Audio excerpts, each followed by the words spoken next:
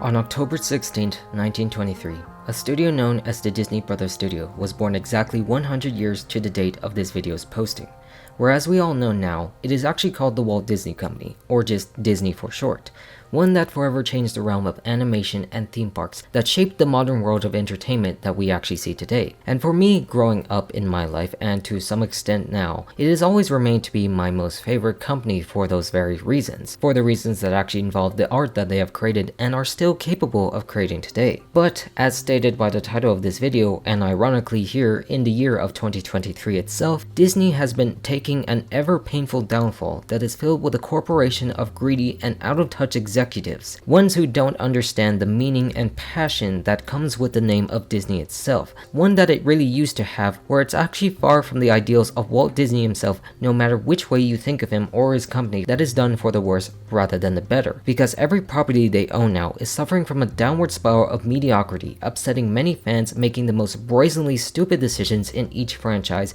and also making people on both sides of opinions upset at each decision they make, despising the company on so many levels. And this is unfortunate because it does feel like if Disney does not understand such problems that we are going to get into in this video, then they will surely not exist 100 years from now, and that is something to be concerned about coming from a fan of Disney himself. And so today, I just really wanted to highlight the major problems that Disney has been doing since the death of Walt Disney himself, that refuses to understand what he did in those realms that has almost turned everyone against them, with things that I have brought up countless times over this channel, including pointless soulless remakes, countless sequels with no real story, IP-driven theme park attractions, and just any way to take the easy way out of creativity. Things I really want to talk about after the apparent box office disappointments they've had in theaters initially, including company-wide layoffs and the mediocre return of CEO Bob Iger, who caused these major issues with their franchises in the first place by buying every single property on the damn planet, amongst other things in such a corrupt industry that Disney has actually been in the forefront of.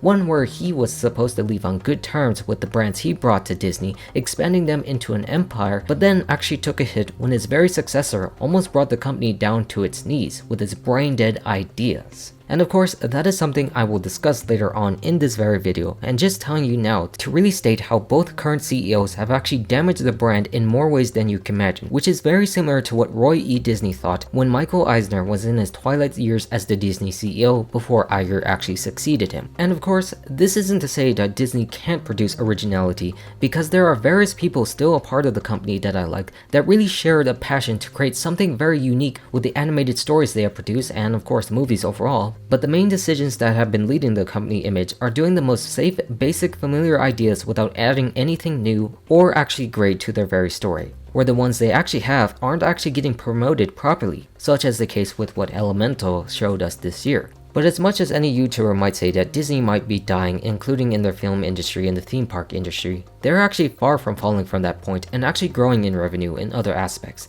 a company that is just too big to fail. But the real problem is that it's dying creative-wise in all of its aspects. And to start all of this is just to take a look at this year alone, the ultimate grand return of Disney for their own 100th anniversary in theaters after COVID, after the explosive success of Avatar: The Way of Water making another $2 billion released by 20th Century Studios, now owned by Disney. This includes films like The Little Mermaid that were going to be painted as another billion-dollar film, like they had with The Lion King and Aladdin back in 2019, where that year it remained to be the most successful studio ever in year, with other films including Toy Story 4, Frozen 2, Avengers Endgame, and to extent Rise of Skywalker. But when films like Ant-Man released dropped off in quality similar to Marvel's Phase 4 era, the signs actually showed that it was not good at all for Disney, where finally when films like Little Mermaid did actually release, it was actually not good, only barely succeeding with over $500 million, where international audiences actually rejected it compared to what Aladdin and other films did. This showed that this was a sign for the worse for the company, where people actually got tired of remakes and tired of what Disney was doing to the brand when the next film from Pixar, which was the original being Elemental, was deemed to be poorly marketed, turning people off, resulting in the worst box office opening for the studio since Toy Story came out in 1995. The first film that actually doesn't include inflation in that number, where thankfully it slowly recovered over over time when word of mouth was actually very strong, resonating with audiences, but just let down by Disney themselves, promoting the wrong types of films at the very forefront, like creating another Haunted Mansion film based upon the ride for a Halloween movie in July, also not opening for such reasons, and of course, finally Indiana Jones and the Dial of Destiny, the last film in one of my most favorite franchises of all time that also actually ended with a bomb with an octogenarian star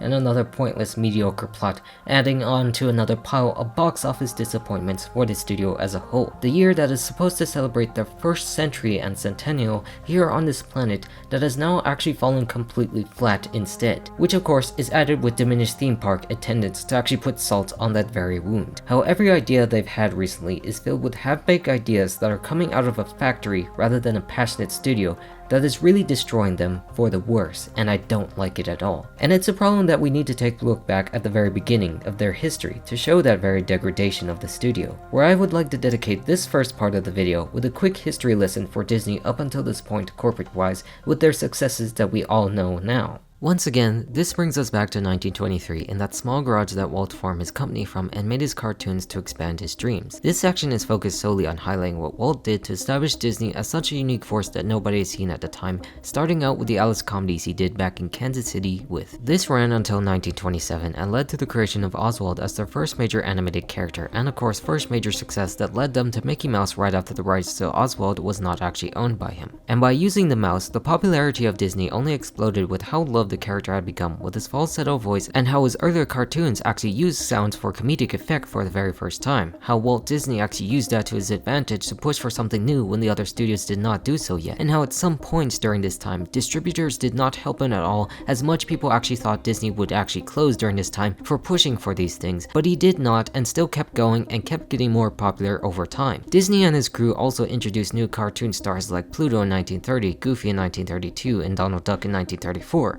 adding more characters that we all know and love today within the company, and the time Disney actually started to use color in their animation. Because when he was invited to see the 3-strip Technicolor process, he used it in his shorts like Flowers and Trees, and then again with other shorts where he was able to negotiate a deal, giving him the sole right to use the 3-strip process until 1935, where he really wanted to be way ahead of the curve, pushing to be better and bigger each time, which all culminated into the major success with what the Three Little Pigs brought during the time of the Great Depression, a hit that connected with audiences so well because of those certain circumstances that represented the pigs and the wolves themselves. And because of the importance of cartoons like this with more developed characters, it really led Walt to believe that full-length films would be able to expand storytelling possibilities and allow the company to grow, once again playing back into everything we learned up to this point and how we always wanted to be bigger and better in every field, to find new technology to show people more creative ways that the story actually could be told. The start of his idea for a film like Snow White was then born, where people were not actually confident about it at all. His brother Roy and his wife Lillian actually doubted it and tried to talk him out of it, and the Hollywood film industry derisively referred to his film as Disney's folly, all while it was still in production. It was how nobody believed in it because animation was a relatively small medium at the time and costed millions. He had to mortgage his house to help finance the film's production, which eventually ran totals up to $1.5 million, a massive sum for a feature film in 1937, which equates to $31 million today in 2023. Just how you actually saw at this time so many odds actually stacked against them when they finished it a few weeks before the official premiere, but then actually became a positive hit right after, where its animation and story really impressed and became a box office success upon its release, the highest grossing film at the time, where you can really see it and it holds up well today, where its animation remains to be super impressive and its story is still quite charming as a testament to what Walt actually believed in, making stories ushering the new golden age of animation all of us actually look back upon in high regard, with films like Pinocchio and Fantasia in 1940 and Dumbo and Bambi soon after, an era that allowed them to expand unlike any other, but also sadly stopped by the onset of World War II and the studio strike that led them embittered. But despite this setback, it still didn't stop them from going under, saved by the military occupying a studio, approached by the government to produce propaganda films to help with the war effort. Or oddly enough, and because of the debt he actually put into the studio at the time, if it weren't for the US military, the Walt Disney Company wouldn't actually exist today, that they knew he was capable of creating creating entertainment that captures the masses in such a way, and it actually kind of worked, which was also funded sort of mixed in with these package films. Various short stories stitched together due to their budget constraints, which did alright to alleviate the issues not being able to produce films with their financial troubles at the time, enough to keep the studio afloat along when the war happened. And after this period, it led us back to him going for feature films after the war with a film like Cinderella. This was another film like Snow White, where if it were to fail, then that means Disney was going to fail yet again, as we've seen for the 10th time, costing about $2.2 million to produce, while Walt was actually less involved and caught up in the production of Disney's first foray into live action films like Treasure Island, trying to expand beyond just animation at this point into different mediums to become the best storyteller you could ever possibly find. And like before, Cinderella actually became a huge success for the studio, putting them back in a better financial position, including other merchandise sales that allowed them into other productions that were actually true hits like Alice in Wonderland and Peter Pan, and also other live action films like 20,000 Leagues Under the Sea that really put Disney's image on top of the world at the time, and the time that Walt Disney wanted to actually build the theme park. This also brought in Disney's big interest into TV, with a series based around hyping and financing the park, spending time in different lands in an anthology of different stories and series, most notably being Davy Crockett, which really took the country by storm at the time and increased the popularity around Disneyland by the time opening day rolled around. The most infamous day in all of Disney history, where almost everything went wrong. Lines were long, people had counterfeit tickets, and hopped the fence to get in. The presentation that was seen live actually had many technical difficulties, the drinking fountains weren't working, and the asphalt was still fresh, causing women's high heels to sink. Just everything turning out for the worst that you would expect the park to actually end up in the utter failure. But actually ended for the better when the days actually rolled on, and people actually got to experience the park as it should have been when everyone started to have fun. Coming a success months after opening, and attracting 3.6 million visitors by the year's end. Disneyland succeeded because it actually paid tribute to the optimistic side of America, the ideals that we strive for in a more fantasy setting for the better, bringing the realms of movies into reality, and also establishing a much more clean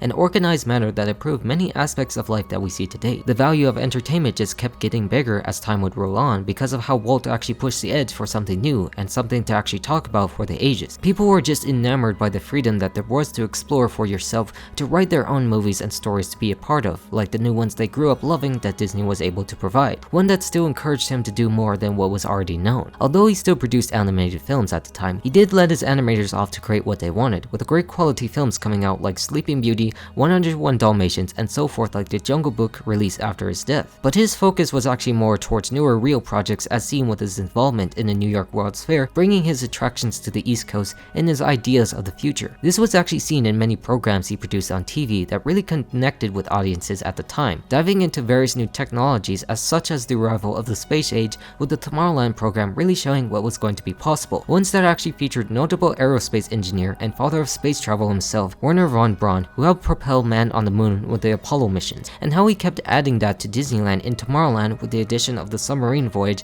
and the monorails that we all know today, culminating into what we know in his greatest work in the creation of Walt Disney World. And the prime creation of this actual new venture was of course going to be Epcot, the experimental prototype community of tomorrow. This was due to wanting to provide a safer future for his grandkids and future generations to live in, with a living blueprint to urban planning to how cities should actually be done rather than the mess that we all live in today. To finish off his legacy with something unique like Disneyland did, and his animated films that provided something for the greater good, that always introduced new ideas and new systems to continue for years to come as he had always done, striving for the better rather than the worse. If he had lived to complete it, it would have been his greatest project that would still have a major legacy and impact today, but sadly also cut short because of his poor health, because over the years he became a heavy smoker and developed lung cancer late in 1966, where on December 15th, age 65, Walt Disney passed away, leaving a legacy that would last for generations to come that is surely felt today. A man who developed a lifetime of finding new ways of entertaining people had now left a company whose job was to pick up the pieces he left to continue providing what he brought, which turned out to be very hard in that process and still one Disney suffers to this day. And although this section was very brief, I really wanted to highlight by how much a genius Walt Disney actually turned out to be, where everything he actually set out to achieve turned out to be a major success, one that actually inspired my own life. Because the fact that still remains today in regarding Disney is how Walter Elias Disney is still my personal idol and hero growing up. His commitment to new challenges and the creation of new stories and technologies is probably one of the best ever displayed by a single human being. How his impact is truly felt with today to how much he contributed to promoting these ideas to the very public for the better of society. He was the reason I wanted to become CEO of Disney growing up, or my like of Disney at all. I wanted to be like him to prove to humanity that we can create impossible things that can become reality. Stuff that the company lacks today and lacked when his passing affected the company in that very process. A process where, despite looking for the better, in some cases actually turned out for the worse when nobody was able to match his ability as a dream maker with his own creative output, where for the most part Disney actually just moved back into producing more live action films, while also putting animation into the back burner in a time known as Disney's Dark Age. A time of underrated films that weren't as well received from before, because it really didn't feel like it had the magic touch that Walt produced during this time, where the only real thing keeping them afloat was in fact the theme park business. Walt's brother Roy Oliver Disney ensured the first stage of Disney World with the Magic Kingdom that would open back in 1971, with the resort dedicated and named Walt Disney World to remind people whose dream this was before he passed later that year, where the only one left a part of the Disney family in the company was in fact his son Roy Elias Disney, who joined the board in 1967, while the company had their first non-Disney CEOs in Don Tatum and Card Walker, whose achievements actually include expanding Disney World with the opening of Epcot and also Tokyo Disneyland by the end of his tenure. This is where we saw the company just wanted to satisfy a part of Walt's dream, but in the end just came a product of a new World's Fair type park, as no one could really actually pull off the original idea effectively, that they wanted to push the idea of Epcot but not the original plan, pushing for the ideas to promote human connection and the future of society, where the priorities this time was once again rather focused on the theme parks, leaving the animation almost completely behind, where Roy actually left his position in 1977, 10 years later, feeling creatively that the company was not going anywhere interesting. This was a time that Ron Miller actually became CEO of the company, who was in fact Walt Disney's own son-in-law, the husband of his daughter, Diane Disney Miller, and he sought out to try to bring about what Walt did to try to innovate with the funding of films like Tron to push for newer technologies and CGI, and overseeing the creation of the Disney Channel and Touchstone labels picture so the studio could try to produce more adult-oriented films, as Walt himself actually felt shackled with the kid-friendly image that he shared with Ron, where he dedicated doing this for him, acting more as a label rather than an operation. And though a lot of things seem minor during his tenure, it was actually more important with how he actually led the way for films like Who Framed Roger Rabbit to be produced, and of course Tron with the impact it has today in special effects for movies. But evidently, all what he did was not actually enough to save Disney as well, because the company became a target of many corporate raiders and many takeover attempts where they still couldn't actually solve their animation problem amongst other movie endeavors. And because of this stressful time, many shareholders actually became very critical of him, including family like Roy E. Disney himself, who with other shareholders actually ousted him out of the company and brought in 3 new fresh faces in Michael Eisner, Frank Wells, and Jeffrey Katzenberg. 3 men who would actually shape the most influential era that we all grew up where we eventually would know in animation, called the Disney Renaissance. This event also marked the beginning of an era where the company was now named the Walt Disney Company starting in 1986, where before this point, with what we have seen, it was actually called Walt Disney Productions, and had people who had worked for Disney for a very long time instead, who were now being replaced by fresh new executives from other studios, where Eisner actually came from Paramount and Wells actually came from Warner Brothers. Eisner's first act at Disney was to make it a major film studio again, which at the time was actually not considered. To demonstrate this point, Eisner actually appointed Jeffrey Katzenberg as chairman and Roy E. Disney as the head of the animation division. Eisner wanted the company to produce an animated film every 18 months rather than the 4 years as the company had been doing at the time, to really actually give new birth to the animation. To help with the film division, the company also started making Saturday morning cartoons, creating new Disney characters for merchandising, and producing several films through the Touchstone label. Under Eisner, Disney became more involved with television itself, creating things like Touchstone Television and producing the television situation comedy The Golden Girls, which was also a hit. The company also spent $15 million promoting its theme parks, raising visitor numbers about 10%, whereas we can see, Eisner took it himself to make it his mission to expand Disney, where his partnership with Wells really felt like they were going back to the roots that was actually similar to Walt and Roy themselves, where it really seemed like everyone is actually serious now about getting back on track for the better than before. where after box office bombs like The Black Cauldron, they would actually continue to press forward with other films like The Great Mouse Detective to become a hit, where two of those directors would actually go on and produce one of Disney's biggest films since Walt's own death in animation. How we could see that the ball just kept rolling faster, with each new release exploding at the box office, with films like the hybrid Who Framed Roger Rabbit and Oliver and Company that eventually marked the financial return of the company with The Little Mermaid. With the talents of Howard Ashman and Alan Menken on board, Disney now was on track to making a Broadway-style story with their new film, dedicating more money and resources than ever before, where Katzenberg actually believed it would actually be a huge hit, where it kind of actually did to some extent, really breathing a new era into Disney animation and of course birthing the age that we all know as the Disney Renaissance. It was instrumental in re-establishing feature-length animation as a profitable venture for the Walt Disney Company,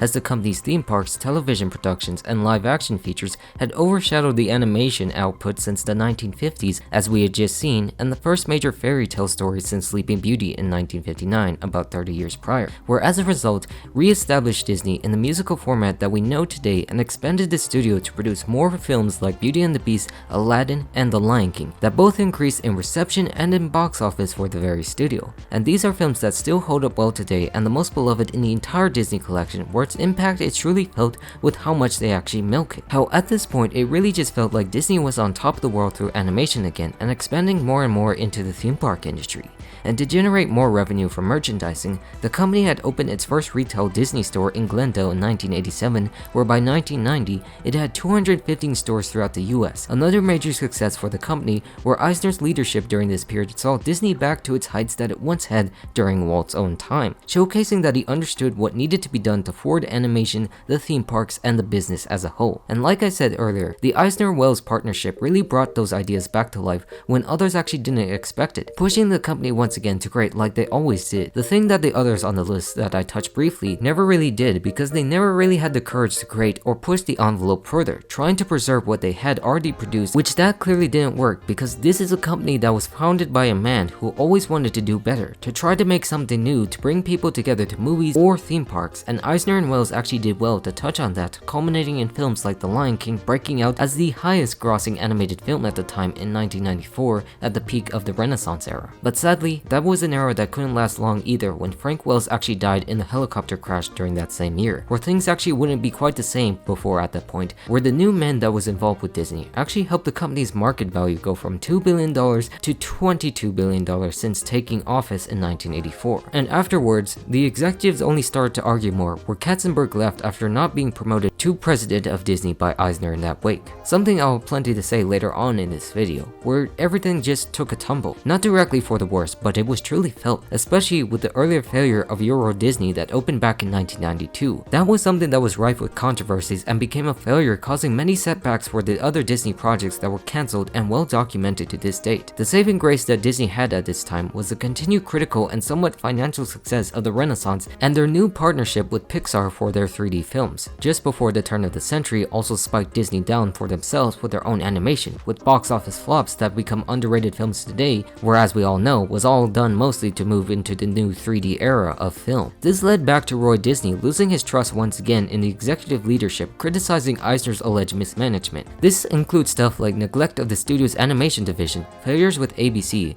timidity in the theme park business, corporate mentality in the executive structure, turning the Walt Disney Company into a soulless conglomerate, and the refusal to establish a clear succession plan. It was virtually similar to what he did before when he ousted Ron Miller all the way back, trying to convince shareholders that Eisner had run its course through his new Save Disney campaign, that every new property that Disney was releasing was detrimental to the ideas of the company, with half-baked ideas and theme parks where he was truly losing his touch, where no matter what he did to overall save the company, he still fell into the same problem that the others experienced from before, and one his successors would actually soon follow after, something that happened when the shareholders actually did vote to oppose his re-election to the board of directors that prompted him to be replaced as chairman when he eventually resigned in 2005, thus beginning the reign of Bob Iger, the president of Disney under Eisner's last few years years that took the role and worked his way to restore many relationships within the company. This includes bringing Pixar back in this case after what Eisner actually caused to the studio, taking steps to bring back other properties to the company and strengthening it,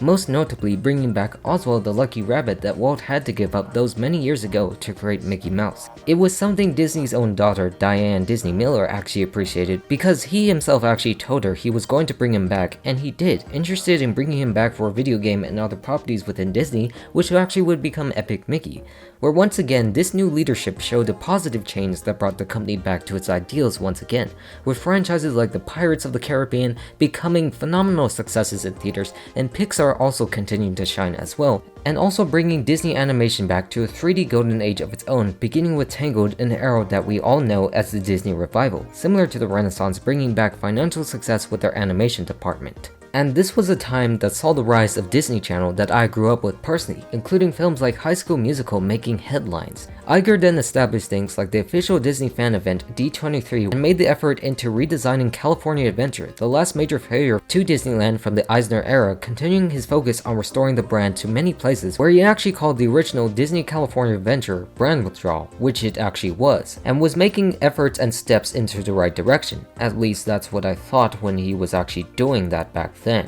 Because soon after that started is where Iger actually started to invest in different intellectual properties, starting with Marvel back in 2009 after Pixar to establish their business, especially at a time when the MCU was starting. A genius strategy, knowing what potential it could do with and culminating in films like The Avenger that became another billion-dollar success, where other major Disney films also started to reach those numbers as well, including Pirates' continued success and the start of their own live-action theatrical releases once again with Alice in Wonderland, where the midpoint, of course, was another successful animated film with Frozen, and this is what set the tone of Iger's leadership, with the brand succeeding for the company and expanding them to new heights, including the starts of Hong Kong Disneyland back at the start of his term, and newer projects like Shanghai Disneyland as well, opening in 2016. But this was the start of the damage despite the success, because knowing what Pixar and Marvel has brought to this point, it only meant that Iger would only go for more to ensure Disney's dominance and success without fears of takeovers as a multi-billion-dollar corporation. Iger stated that after the success of Pixar and Marvel purchases, that he and the Walt Disney Company were planning to buy either new characters or businesses that were capable of creating great characters and great stories. That his very skills as a negotiator, which was pretty great, would benefit them with newer properties to expand, which brought us to the point where George Lucas himself would sell Lucasfilm to Disney back in 2012, promising new things to come for Star Wars and beyond. Personally, this was the highest point of my belated happiness that I ever showed, where I originally thought that Disney actually did own Star Wars when I was young, considering that Lucas himself had already collabed with Walt Disney Imagineering to bring Indiana Jones and Star Tours to Disney. So hearing this was a surprise to me, but also a welcome one to continue another franchise I beloved after Disney, after the prequels and the Clone Wars themselves. Unfortunately, knowing what we know now, that was actually a turn for the worse with how things ended up, because this is the point where Disney started to pump out more franchise movies and IP-driven attractions, the same thing over and over again, which actually worked up to great success in 2019 during the height of the MCU, where both the live-action films and the end of the sequels produced most billion-dollar films in a single year for a studio. This showed that Iger's leadership actually transitioned into how many properties that we can own rather than what we can continue to create and develop. And this was a problem that was shown in the sequels themselves and was so forth within their theme park business with the introduction of Bob Chapek, where in 2015 he was named chairman of the Disney Parks division, overseeing this new IP-driven expansion experiences into the parks that actually turned out for the worst, while Iger actually finally brought 20th Century in 2019. And at this point, despite being higher than ever before, this is where things actually started to truly fall for Disney, after the launch of Disney Plus and the beginning of COVID, when Chapek himself actually became CEO, where the fights got worse with what they did with the Florida government. And this was only one of the many unpopular decisions that Chapek would actually make that upset many of us Disney fans and even other executives within the company, showcasing a man fully incompetent into running a company like Disney did, which led us back to another new era of Bob Iger once again desperate to repair the damage, preparing for the 100th anniversary that we know today. This includes things like company-wide layoffs to save costs by $5 billion and bringing back to this point with their box office flops and a CEO who became out of touch with those striking for better pay from executives like himself. And that, my friend, is just a brief overview of the history of Disney, where those two previous major eras after Walt Disney and the executives that actually worked with the company that I just followed are what I really want to highlight now, with how incompetent this leadership has become for the past 3 CEOs, that none of the current leadership of Disney understand what they are doing right now. That these men, the deeper they go into their own runs, or how out of touch they were with their previous positions have truly sucked the soul out of the Disney organization itself, where only one remained to have the best position for where Disney actually should have gone had he not fell at his last legs. Because as we all know, Disney's primary media focus is still franchise driven. They have not stopped at this point in this year of 2023, announcing more live action remakes, Marvel films, Star Wars projects, and so forth. If anything, this is more of a business as usual situation to restore what they once had before COVID hit, to try and reinvigorate life into their parks as well as their failed projects. And this is a problem that once again started back in the 90s itself with Eisner, where it showed a lack of planning or direction of where they wanted to go, scaling back to actually play it safe. One that began in an era known as the Disney Decade, which was a massive plan that Eisner had for the company in the 90s. But as we all know now in the modern age, it instead became full of broken promises and watered down theme parks from their own ambitions. One that also spiraled into chaos after Wells' own death, with of course Eisner refusing to promote people like Katzenberg to his former position. And speaking more about Frank Wells and what I've learned so far, is a man who really was a mediator between all parties, keeping them in check with what power they had or ideas that could spin all over the place. The reason why it succeeded so well at the time was having him as a voice of reason, in a position that Disney actually hasn't had today and desperately needs now, because he fulfilled a role similar to that of Roy O. Disney. I mean, yes, you did have his son Roy E. Disney heading up the animation and keeping the company in check by bringing guys like Wells and Eisner in, but his role specifically is what Roy's father actually did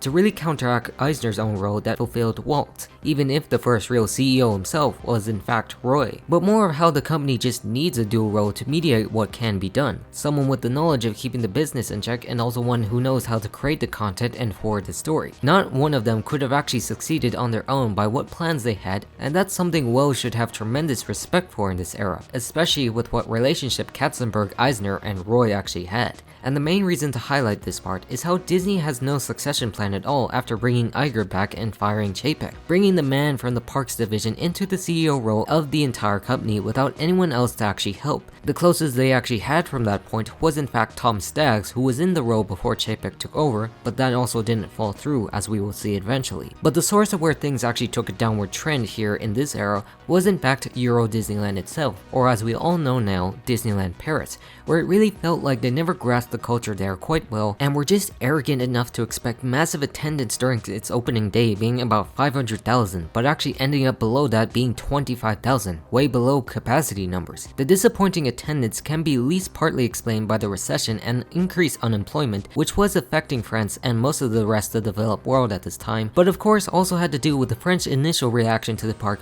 which were virtually bringing down a watered down version of their very own culture in an Americanized version, with castles and fairy tales stories that actually originated from there. The French public, as we have seen, did not like this invasion of theirs, which encouraged an unhealthy American type of consumerism in France. It was just that Eisner and the others in Disney never really read into the situation itself, omitting things that are part of the culture in the park and just causing all sorts of outrage that resulted in them in an expected net loss in its first year of operation of approximately 300 million French francs. This is something Eisner himself actually admitted to nowadays as a very stupid decision, as they spent too much money and built too many hotel rooms, really unaware of the reality of the situation. Because hotel occupancy was so low that they decided to close down the Newport Bay Club Hotel during its first season. It just became an outright failure, so to speak, despite the beauty that went into developing the park, where the saving grace that did come later was when they opened their version of Space Mountain back in 1995, causing a positive turnaround with the name change to Disneyland Paris, where everyone started to actually come, ending the year with a net profit of $22 million. But overall with this, with what we mentioned earlier in the Disney decade, the initial setback did cause the cancellation of several other planned Disney projects throughout the decade, just like the new Tomorrowland 2055, Westcott, the Epcot of Disneyland, Disney's America, Port Disney, Beastly Kingdom, and several other themed countries at Epcot's World Showcase. And knowing that ambition today, compared to what we got near the end of Eisner's tenure, is just nothing short of disappointing, broken promises all done by the hubris of the executive department. Sure, they may have succeeded in revitalizing the company and its animation and trying to improve and care for the parks, but it showed how they lacked the knowledge and true creativity that Disney had to create and really take those risks to actually perform better, to understand what they were doing and not trying to scale it back for the sake of profit. And the one that spiraled out of control after Frank Wells' death, where the gap between the men managing Disney now actually grew. The worst part of it all for me was how it actually birthed into Disney's horrendous direct-to-DVD sequels, something Eisner himself was actually against at first, as it would hurt the Disney name, where Disney Animation's president Peter Schneider at the time said, "You shouldn't do sequels, their quality hurts the Disney reputation," harkening back to what Walt believed himself in not believing in doing sequels, remembering how you really can't top pigs with how he did the Three Little Pigs sequels back in the 1930s. Because the moderate but not blockbuster success of the further Three Little Pigs cartoons was also seen as a factor in Walt Disney's decision to not rest on his laurels and create more sequels, but instead to continue to move forward with risk-taking projects, such as the multiplane camera and the first feature-length animated movie. How he really wanted to do something new and create something that can be enjoyed by the public, but instead in this time, they still went ahead with these projects like this and did it for the other Disney animated films that were clearly of reduced quality, where most of them were made as pilots for their animated TV shows and nothing more, diluting the point of the characters effectively and their own stories. This may seem minor, but it's important to factor into how Disney would start relying more on the brands they have as their newer properties to constantly release new products, not really caring about their quality, unlike what Pixar had produced at the time with Toy Story 2, and then of course competing with the rise of DreamWorks by none other than Jeffrey Katzenberg himself. Because once again, mentioning the behind the scenes portion of Disney animation was a lot of heat between Eisner, Disney, and Katzenberg, especially when Katzenberg wanted to become president after Wells' death, but Eisner really didn't want to because it was too recent from that point, and of course the power that was getting to him. And this is where I would like to point out the fact that the Disney Renaissance succeeded not because of him, but in spite of him, as many other articles pointed out, because people like Roy Disney actually pointed out that Katzenberg himself took way too much credit for the company's success when he himself actually almost ruined some of our favorite films, starting of course with The Little Mermaid, where he really didn't believe in the film first, wanting to cut out part of your world from the film, and then pushing for Pocahontas over Lion King in the hopes it will become another Academy Award nominee just like Beauty and the Beast, all the while wanting to maintain this one-year movie mandate that drained the lives of their very animators, people who were just trying to balance out with their families but just pushing for something to meet their deadlines and the explosive box office successes of the Renaissance. And when it also came to Pixar's new relationship with Disney, he almost would have destroyed Toy Story 2 by making characters like Woody a complete asshole, wanting the humor to be more adult, sarcastic, and barbed, whereas we all know today, these were films that succeeded in spite of him, not because of the decisions he made, but in spite of what he tried to do even after he left Disney, whereas films like Pocahontas actually underperformed significantly from The Lion King. But it was not just that significantly underperformed,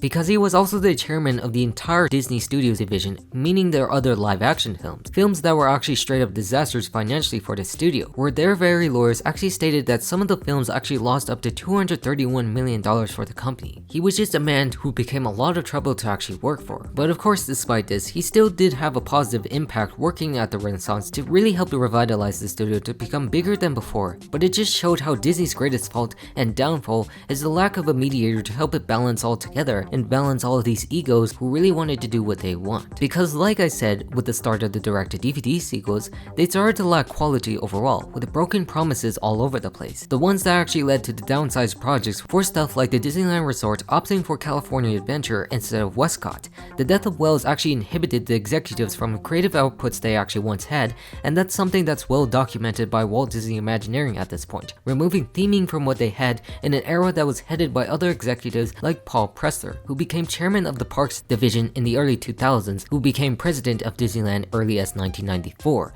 and was notable for guiding the theme parks during these tough times, but of course coming at the cost through various cost-cutting measures. This is something to highlight because it's going to be very similar to the rise of Bob Chapek, who would assume the position of chairman of the parks a little over a decade later, where both men actually degraded the parks experience and the brand of Disney itself. Because Pressler actually came from the consumer products division running the Disney Store, a background predominantly from merchandising, focusing more on making money for the company rather than the creative storytelling experience that they were known to have from before and what Imagineering usually does in the theme parks, where everything they did was just all negative, to be blunt. fronts, such as reducing customer service training, having workers wash their own uniforms, and closing rides and shows early. It was just more about how can we make more money in this era after the sting of Euro Disneyland amidst other issues. How Disney did not have the creative voice in them to go forward because management was at war with each other, no longer giving things in the park the maintenance it needed to continue, such as the beautiful Cascade Peak that towered over the rivers of America since the 1960s with a gorgeous waterfall, but was just straight up removed to save costs and replaced with large trees. But the worst thing about this with the cost-cutting measures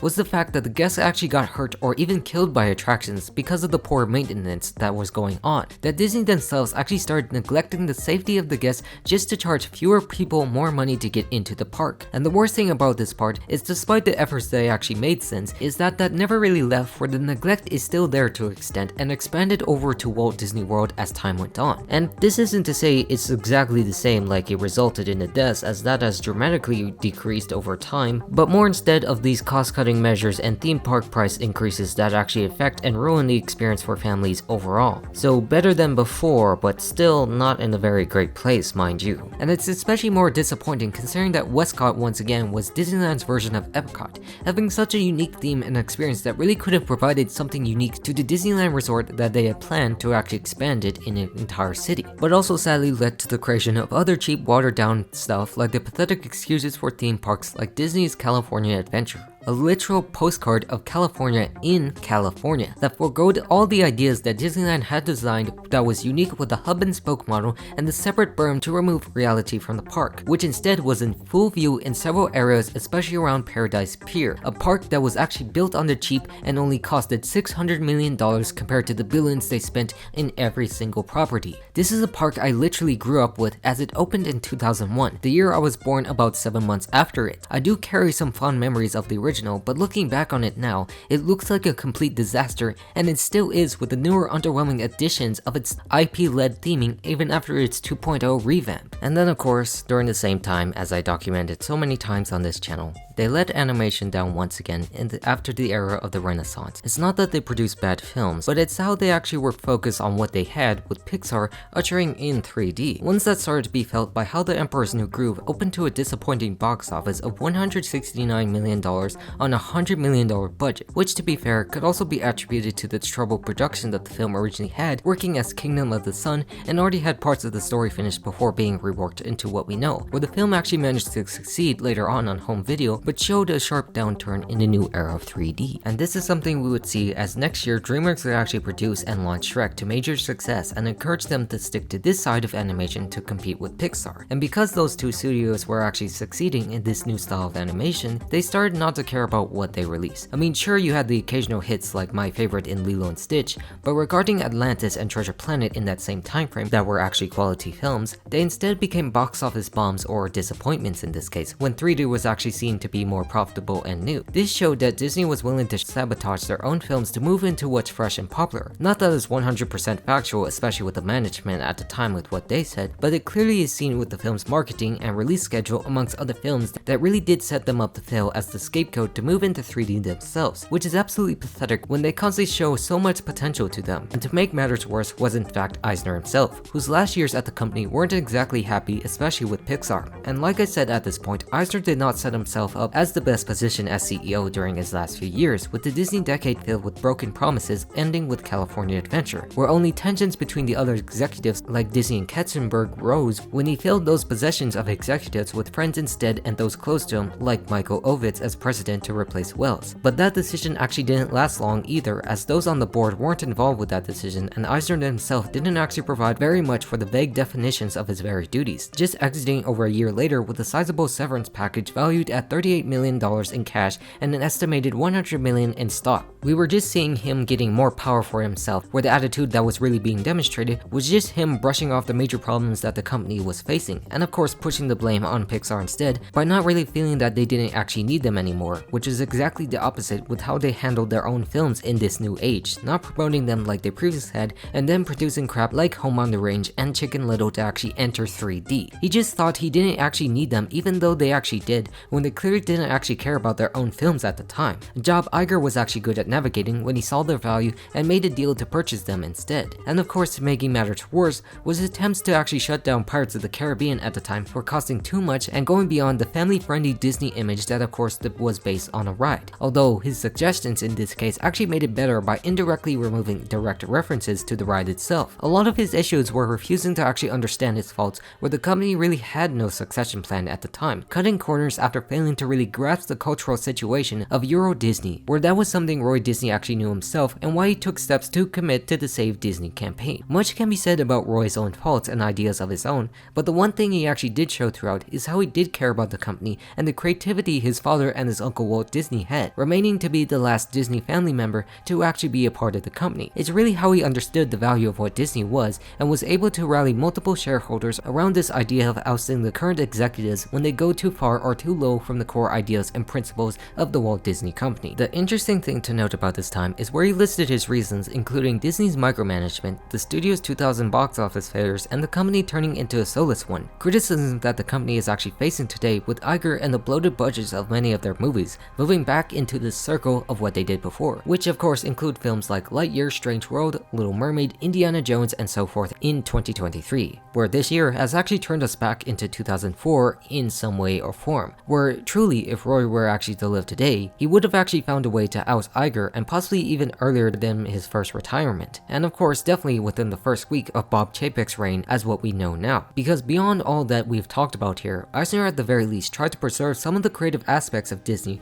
pushing for changes in the parks and of course restarting animation before it would have died out. That at the very least, he tried to win for things for the sake of doing it, even if they all fell through, unlike what Iger did to restore the trust by only spiraling it into an over-reliance on brands that nobody actually likes nowadays and develop a mass hatred for. Eisner was just truly the only person to date who could almost match what Walt Disney was achieving during his time, but actually fell short with his last few management decisions, leaving with the concern of Iger's lack of creative vision to actually run the company, which has been the case as of now in 2023. And this then leads us back to Bob Iger's reign, where he started out his career back in 1972, dreaming of becoming a news anchor when he actually worked as a weatherman in Ithaca for 5 months, before shifting career goals, joining ABC 2 years later, eventually becoming the president in the early 90s and remaining chairman when Disney actually purchased ABC in 1995 until 1999, where by 2000, Disney named Iger president and chief operating officer of the company, making him Disney's number 2 under Michael Eisner, and fulfilling the role that was left vacant after Ovid's departure,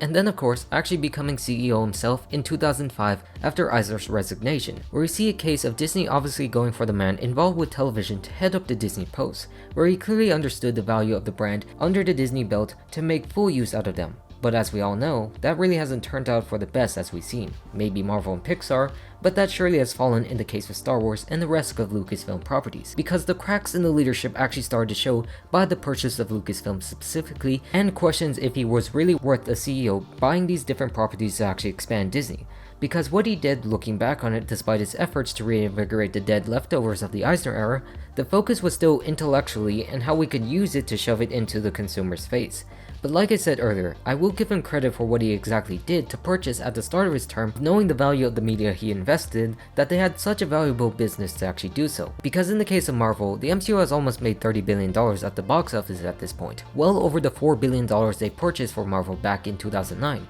proving an excellent investment in seeing how valuable the Marvel brand would become under cinema and how beloved Pixar characters already were under Disney. Then again, it doesn't actually excuse the handling of Lucasfilm, where despite people actually blaming Kathleen Kennedy, most of the time this was still handled under Iger's leadership with the way things actually turned out in the sequel trilogy. Because when you actually look back on it, on what George Lucas wanted to do when he actually retired and when he wanted to sell the company, he mainly looked to Disney because of the positive relationship they had over the years, considering what he worked with at Disneyland on Captain EO, Star Tours, and Indiana Jones, where there could only be really one company that could handle it best, especially at the time the Avengers were being released to explosive success at the box office, and again, the creativity that Pixar did producing quality hits. But when it came to the outline of the sequel trilogy, they actually betrayed Lucas's vision, as we all know, something that was greatly mentioned in Iger's own book, The Ride of a Lifetime, documenting his time as CEO under Disney. And as it turned out, Disney and Lucasfilm didn't actually follow Lucas's ideas about the new movies, a decision discovered when Lucasfilm hit Kathleen Kennedy and Star Wars The Force Awakens writer J.J. Abrams and Michael Art met to discuss the new trilogy, and specifically the 2015 installment. Where Iger actually stated here, George immediately got upset as they began to describe the plot, and it dawned on him we weren't using stories he submitted during the negotiations. George knew we weren't contractually bound to anything, but he thought that buying the story treatments was a tacit promise that we would follow them, and he was disappointed that the story was being discarded. I'd been so careful since our first conversation not to mislead him in any way, and I didn't actually think I had now,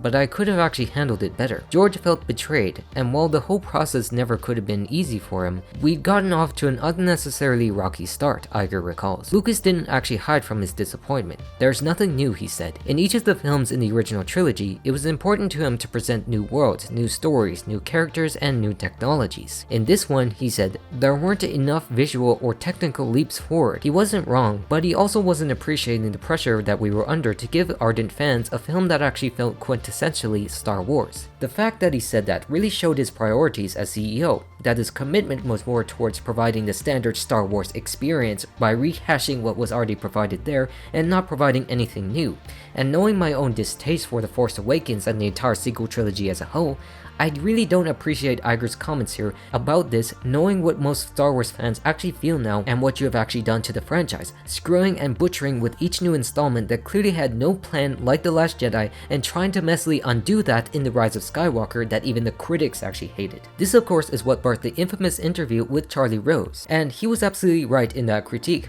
where although I would have been fine and happy with some of the new content that they would produce at the time with the passion of those at Lucasfilm putting into it, it really doesn't excuse the major players and handling of iconic characters that they've had so butchered badly, ruined by the incohesive mess of the sequel trilogy itself, where both the originals and the prequels clearly had different worlds and different eras, where those sequels actually tried to replicate the originals and destroyed any original story they could have actually gone for to distinguish itself. They destroyed the only thing that could have actually made it interesting with a new set of stories pushing for the safe familiarity, which of course is what Disney would be good at doing nowadays with every single movie property they own. How in this age, with those purchases of Marvel and Star Wars, saw their own studios produce live action remakes up the wazoo, where of course at the start they did take some creative liberties and actually add new additions like Cinderella, but the majority again, like The Force Awakens in this situation, became soulless rehashes that really added nothing that was actually being done. Disney under Iger just wanted to do more of what they actually had rather than do something new. Something again that you still have to give credit to the Eisner Era, with taking advantage of where things just didn't seem quite finished. This isn't to say that everything was bad, because they still had great quality films, where I still enjoy Marvel movies and some Star Wars, and especially some of the Disney revival animation like Moana, Encanto, Wreck-It Ralph, Tangled, and so forth, but just notice a refusal to go back to other things like their traditional roots, leaving Princess and the Frog and Winnie the Pooh as their last 2D movies, which of course still were successes and didn't actually mean they had to stop doing this, pushing for something that is more easier with 3D and seen within the success of Frozen. Because nowadays, with the Frozen films, they represent a lot wrong with Disney animation now with how successful it is without providing a great story. Yes, I still enjoy it time to time, it's not bad, it's still a good time, but as I pointed out numerous times on my channel, the issues of these movies cannot be unnoticed of how rushed it is, and especially within the second film being the mess it was, proving once again that sequels are not Disney's strong suit and are just all set to meet a strict deadline where it still became a box office hit regardless of the rushed story, to make money regardless of how the story is actually turning out. That they started to decline once again in the stories themselves, especially seen in Ralph Breaks the Internet, where they stopped caring at all because they're a company too big to fail. Nothing they were doing was remotely interesting in the slightest, where they focused again on the marketing of the brands rather than the storytelling possibilities, circling us back to the parks and the rise of Bob Chapek. And this is a man I've held a lot of deep hatred for when he started to head the parks division. He was appointed to replace Tom Staggs in that position after he got promoted to Chief Operating Officer of the company, rumored to actually become the next CEO, where of course during his time as chairman of the parks, he did double operating profits while overseeing the creation of My Magic Plus and the development of James Cameron's Avatar themed land. But sadly, next year after his promotion, he actually parted ways with the company unexpectedly. And as a result of this situation, the leadership of Chapek actually oversaw IP predominantly into the theme park's upset, which upset many of us Disney fans, relying too much on overuse of brands that Iger himself actually brought in when Chapek actually oversaw his own projects like Galaxy's Edge based upon the Star Wars sequel trilogy and the opening of Pandora, the Avatar themed land. Chapek invested $24 billion into the theme parks, attractions, hotels, and cruise ships, where the New York Times actually noted that Chapek's spending was more than Disney spent in acquiring Pixar, Marvel, and Lucasfilm combined. And that money was being spent on those very acquisitions, appealing more and more in the park, and Iger actually let it happen because they were generating more money via charging more to the guests for watered down crap. Now, once again, this is my personal feelings about the other situations, where others are clearly different, but knowing what Walt and Eisner actually brought in their own times, this feels like a true downgrade, because Chapek joined Disney in the early 90s heading up the home entertainment division, bringing Disney into the digital age of video, where he was headed up as marketing director. Another man coming from the marketing heading up Disney just like Paul Pressler was, marketing and nothing more, and becoming a part of the consumer products division before joining the parks. All nothing but merchandise, which is absolutely the dumbest thing imaginable. Not that I understand much about corporate structures or anything in the background, but this background just truly doesn't understand the Disney theme park space and the knowledge of Imagineering and the creative endeavors separating from their films, turning everything into a machine from that movie you just watched, instead of making your own unique story with original attractions like Walt Disney actually did. Now, this isn't to say that Disney wasn't actually doing this before in Eisner's time, because they were clearly there, but it was also sprinkled throughout the ambitious nature of original projects, providing new value that you couldn't actually get anywhere else. But most announcements during these times are nothing short of lackluster, where many of the big promises implemented by Chapek have either not been finished or possibly cancelled. It's where you actually have to note that this is the era where Disney actually underpromises and underdelivers, compared to the vast Disney decade that had huge ambitions and cancelled that and underdelivered on those. This change was notable once again when beloved attractions started to shift to IP-driven ones like Tower of Terror and DCA changed to Guardians of the Galaxy as part of their new eventual expansion into Avengers Campus, to put Marvel into the parks into DCA, where the very next year after that, they rethemed Paradise Pier into Pixar Pier. This isn't to say that the Tower of Terror is completely replaced, because it still exists in Disney's Hollywood studios,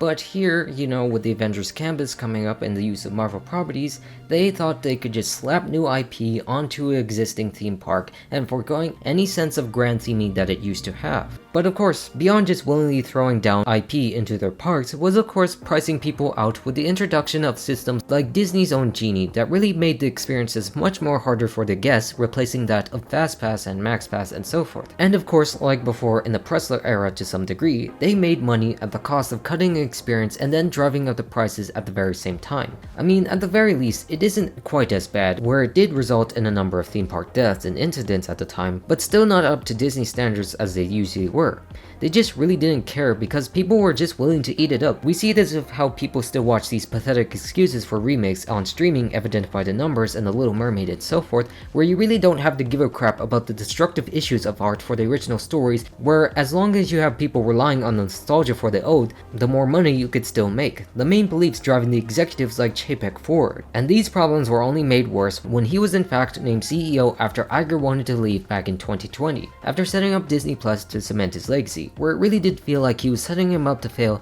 being so close to the start of the pandemic and then ousted less than 2 years after this point. Because make no mistake, during his tenure and his announcement at Disney, nobody actually liked him. Nobody really saw this coming into position compared to other officials like Kevin Mayer, who was more rumored to be the next CEO under Bob after Tom Staggs actually fell through. Or once again, like Eisner's last year at Disney, they really did not have a clear succession plan for Disney. And after COVID, the changes in the parks actually got a lot worse and the company decisions, already setting back the plans they had for other parks like Epcot, only opening a few of the planned experiences for this new and much needed revamp. And as we all know, this actually spiraled into the mess we are now, with a man who actually knew nothing of what he was managing. The first major concern was actually near Mulan 2020, the worst live-action remake they've ever created, where part of the film's production actually took place in a region where human rights abuses took place in China. How they covered that up partially, saying it was actually filmed mostly in New Zealand, but didn't also hide the fact that the film actually credited government entities in that region that actually included one that was actually sanctioned, where US senators actually sent a letter to Bob Chapek to actually clarify this, becoming a film plagued with these issues because of a corporation that was willing to deal with a horrendous government.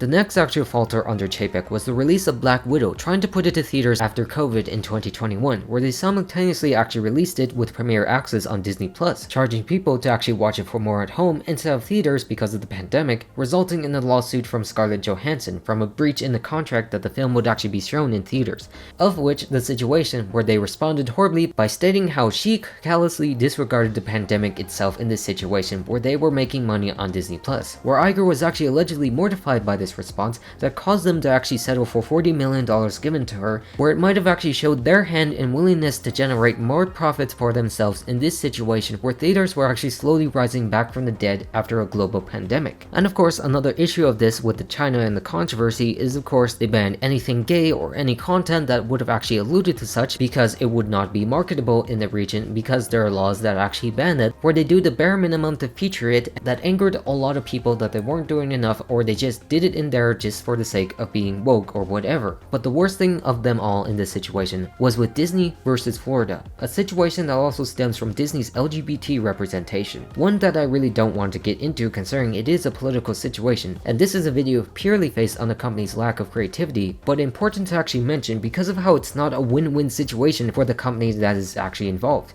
Because this is virtually a company getting involved with the decision made by the government of Florida, especially DeSantis, where many actually spoke out against them from both sides because the company actually donated to the bill's sponsors, prompting them to speak up, where Chapek actually formally apologized for his prior statements and announced that the company will be ceasing donations to all political parties in Florida while looking to further improve their support for LGBT+ causes. Because before this, he really didn't actually want to speak up and get involved, refusing to actually criticize the legislation and play down the company's backing of anti-LGBT+ legislators. These actions actually caused DeSantis and the Florida government to repeal the Reedy Creek Improvement Act that established the era surrounding Walt Disney World as its own county governmental authority, of course granted the same responsibilities as a county government. This was actually placed back in 1967, back when Disney was still pushing for the original Epcot after Walt Disney's death, really giving them access to build the necessary tools they needed for the city as it was pushed by Roy before he actually died to fulfill parts of his brother's dream. But as we all know, they really did move into a different direction with the Epcot and some of the stuff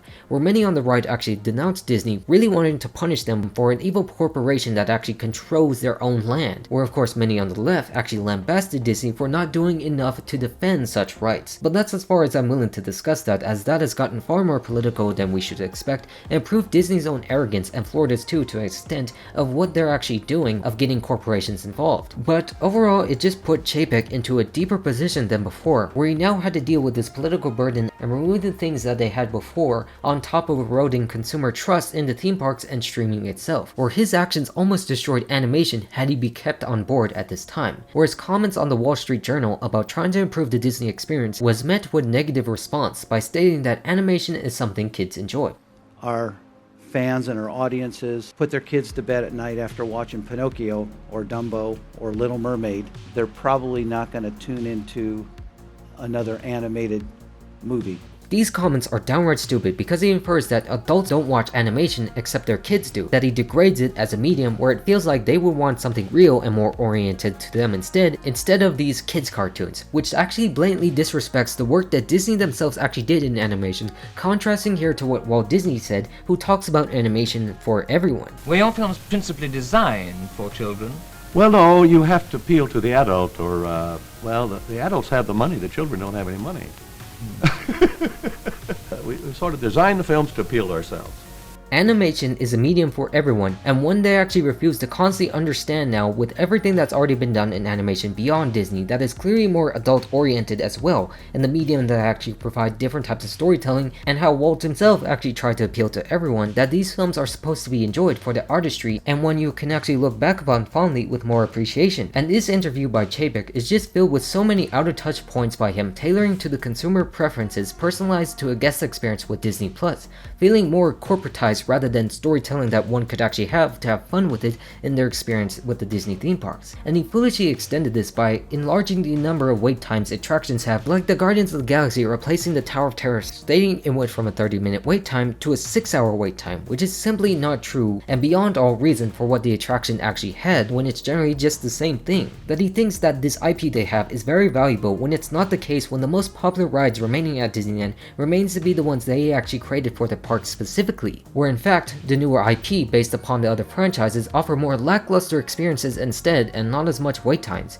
because realistically, the Guardians ride is not as timeless as he thinks and won't last long, as the story takes place over a decade ago at the point when the Guardians themselves have already changed in the movies itself at this point, because the MCU used to be along the year it was released, and that is something that cannot be preserved for a long time this way because it cheapens the experience of what we have rather than what we can create that can become timeless to an extent. So many ups and downs about what he's talking about or what he's able to talk about in this situation, it doesn't feel like he understands what he's actually managing or understanding anything about the consumer experience that he's in charge of, considering what we've just learned about the Disney Parks experience and now within the animation industry that he actually shamed himself amidst other things. Because of course, moving back to animation is where we saw during his last year of operating more box office failures like Lightyear and Strange World, movies that weren't quite as interesting beyond what others say are minor gay scenes that don't really affect the story in any way, where it's just more of under his strategy, like we mentioned with Black Widow, is to primarily release these movies on streaming, and that's what happened with Pixar with Luca and Turning Red, which affected Lightyear to be the bomb it was because the film wasn't good enough and the movies were just being released to Disney Plus, creating this expectancy for many families out there to just watch it on there instead of out there in the theaters. The thing that affected Elemental later on because of that expectancy, and of course affecting Disney Plus as a whole with the content being mixed, damaging the theatrical expectations. Disney leadership was just taking an ever painful downturn in this actual regard because they didn't understand what stories they were creating at all. One that actually disrespected part of their fan base because they refused to watch it, while the other one was not doing enough. Again, everyone was just turning their backs on Disney because they were not providing the content they were, or the escapism because they were getting too political for a corporation that does not care about the guest experience anymore. And it all led up to his ousting back in November of 2022, just months after his contract extension, where the board himself mirrored internal complaints about Chapek's own leadership with concerns following Disney's most recent quarterly earnings report that was reported downturn. Everything with his run in the company just went wrong, and we all knew it. We knew with his experiences in the parks that he was a bad decision from what he was coming from with the background of merchandising and marketing, and now heading an organization that was built on creating entertainment. But what was even more clear than ever was the fact that he was the fall guy, just let go 2 years after the start of the pandemic, where they clearly did not have a succession plan, where everything under him was just leftovers from the last years of Iger and buying all these new properties ending with 21st Century Fox, which turned out to be the dumbest of the bunch, including shutting down Blue Sky Studios, giving them more control of the entertainment sector. It was just how he became a scapegoat for the problems introduced by Iger before him. I mean, yes, he did push great things like Shanghai Disney, like other creative projects like Avatar in the parks, but he also brought properties that actually destroyed the trust of the creators behind it, and of course the fans themselves that actually loved it. How under him, it really doesn't feel like the passion with these new stories are there anymore, with an ever-increasing amount of new remakes and sequels. He might say they might scale back newer projects in these franchises, but it still doesn't excuse the others and the willingness actually into going into them, and of course earlier in the year announcing more sequels as the company laid off 7,000 jobs. And making matters worse in this situation is his contract extension until 2026, where he might stay until they actually can find a suitable replacement, more than the previous offer where he would stay until the end of 2024 to actually find that statement, where of course this is all done for damage control, where in July of 2023, Tom Staggs alongside Kevin Mayer actually returned to Disney in an advisory role at the behest of CEO Bob Iger, all to help with this struggle and possibly become the new CEO if he chooses, if that will happen. But the real fact that matters in this situation is if you keep him in this role that he had for over a decade at this point, then Disney would actually become creatively bankrupt and possibly go under if these results are anything to go by. He's a man that appears more behind the cameras most of the time, flaunting these properties left and right without any care for those striking for better pay, as evident to his reaction in July of 2023 about them actually not being realistic, without actually elaborating with his $27 million contract. What he has done is turn Disney into a brand vessel and nothing more than that, aimed at you specifically to buy the products that they actually produce, and one that is inherently far removed from the ideals of Walt Disney himself. And of course, like I said earlier, if Roy Disney were alive today, there will truly be another Save Disney campaign, because once again, like he said before, it has turned into a soulless conglomerate bent on savoring the goodwill of the franchises they created and the ones they bought, diluting any point of having them at all, where instead of going back to stuff like traditional animation, they opt out for that instead to remake their films and create more 3D. I mean, this isn't to say it's a bad thing to do, and the films are actually great, where I'm still remaining cautiously optimistic in some way for the new film, wish to actually provide a unique blend if they can, but the damage itself to the company that has been done cannot be undone, and lives with them with how tarnished their reputation has become, where nowadays people just generally hate them for trashing their own experiences, whether it be in the movies or the theme parks itself. Where of course it's not only that, but it's also the other media they own like ESPN under certain scrutiny, just adding a pile of problems to an ever-expanding business that doesn't need to be expanded, and adding new resorts and offers in cities that no one wants. The themes and stories that they've had are just not there anymore, and just not cutting it because they refuse to promote it anymore, and refuse to actually care about the theme parks themselves. It's astonishing where we question, do they even really care about what they have? Do they even care at all of creating any new content that like they'd had before? Removing elements from their animation, from their live action films, from whatever they own, and I really hate it. I also hate the fact that this entire situation the company is facing is so ironic considering the own words of Bob Iger himself when he did an interview for being featured on Time's 100 list. If you study great brands over time and you try to figure out why do some companies stand the test of time and remain relevant, you would quickly conclude that most companies that go away, that fade away because they've abandoned the core values that created the company and the values in the first place. In the interest of staying relevant, they distance themselves from the very essence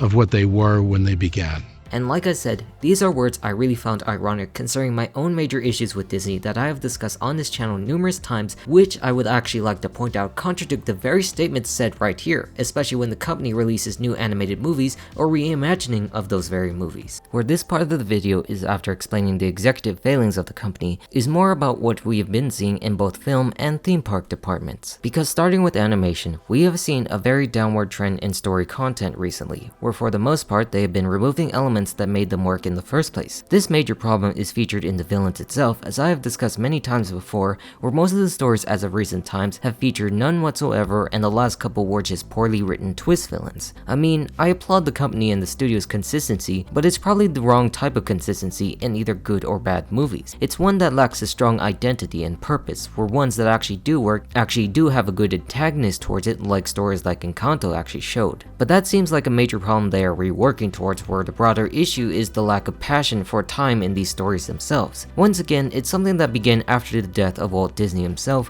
where films like Robin Hood, although alright, actually managed to reuse several other animation from previous films, and the films as a whole during this time were just not very popular to begin with, as they cared more about the theme park business instead, rather than the animation that would have went under until Eisner actually came in and the Renaissance actually started. It is something that is hard to imagine, but it still was a reality where Disney would have almost collapsed if it weren't for the Renaissance itself, selling off these theme parks and the death of its own animation. The old and newer generations were trying to do the best of what they could, but it wasn't carried by most of the leaders of the company at the time. And that's an issue that plagues most of Disney animated storytelling today, where they're just not caring enough either. Again, seen under Chapek's leadership and how most stories were affected by the release of Disney Plus, or his own comments and just a major issue of the production schedules like what Frozen 2 had produced. They don't find the time for them because they don't need the time to prove that they can be a success regardless, compared to before, where they just didn't care because they didn't get any money. Where now, it's just having the great memorable characters and great songs, and people would just be happy to sing along and watch along in the very end. Because the recent truth is that Disney has never needed to do so when they can appeal to the highest bidder or keep their investors investing, which is also a problem running deep within the other divisions, like Marvel and Star Wars with their lackluster writing and effects for storytelling,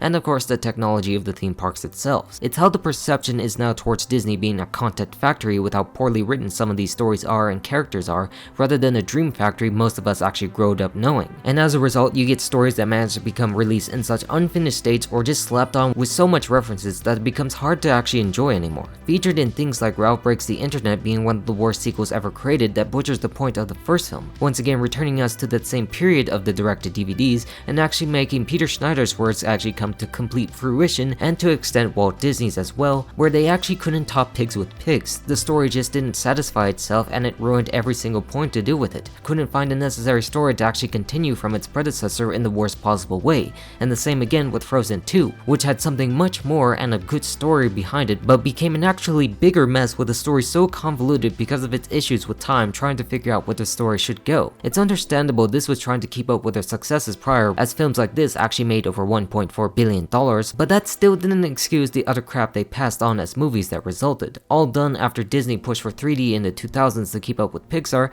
which was still experiencing great success at the time, where now Disney sort of demanded both studios produce films each year to continue earning profits for the sake of it. The company may be big as it is now, but they seem to have resorted back to their old ways of not caring as much for the art, trying to preserve Disney Plus as that was supposed to be Iger's legacy when he left, creating resorts like Shanghai Disney and then his own streaming platform competing with Netflix, which unfortunately ended up in the oversaturation of the streaming war, with people opting less and less to go to theaters after a huge pandemic, where now he's just back to fix some of the mistakes of that very era. But Iger's new era here at Disney is somewhat similar to the last few years of Eisner's, where films are flopping in that regard. This change happening after one of the other big executives like John Lasseter left, the man who helped build Pixar in the first place and oversaw Disney animation after Pixar's purchase, such as the last 2D films they produced in Princess and the Frog and Winnie the Pooh, where unfortunately he had alleged sexual misconduct towards multiple employees over a number of years described as missteps on his part, leaving in 2018 as Pixar released their last big hits like The Incredibles and Toy Story before the pandemic hit, where the reception of the studio actually changed for the worse. People started to think less and more worried about the studio as we saw them truly decide under Chapek's Era to release their movies under Disney Plus, affecting their return with the likes of Lightyear being a massive box office failure beyond the sentiments of a few gay scenes and more for the film just not living up to the character and story that we come to know. The same thing happening with Disney under Strange World, foregoing important elements to a Disney story like a villain, where it probably would have helped it beyond a mediocre experience that also shackled itself by a gay character for some of the audience. Ever since the 2020s, Disney has been finding itself in an increasingly difficult decision between culture wars and the involvement of Florida and the general reactions of both sides to try to appease which they do not actually care for again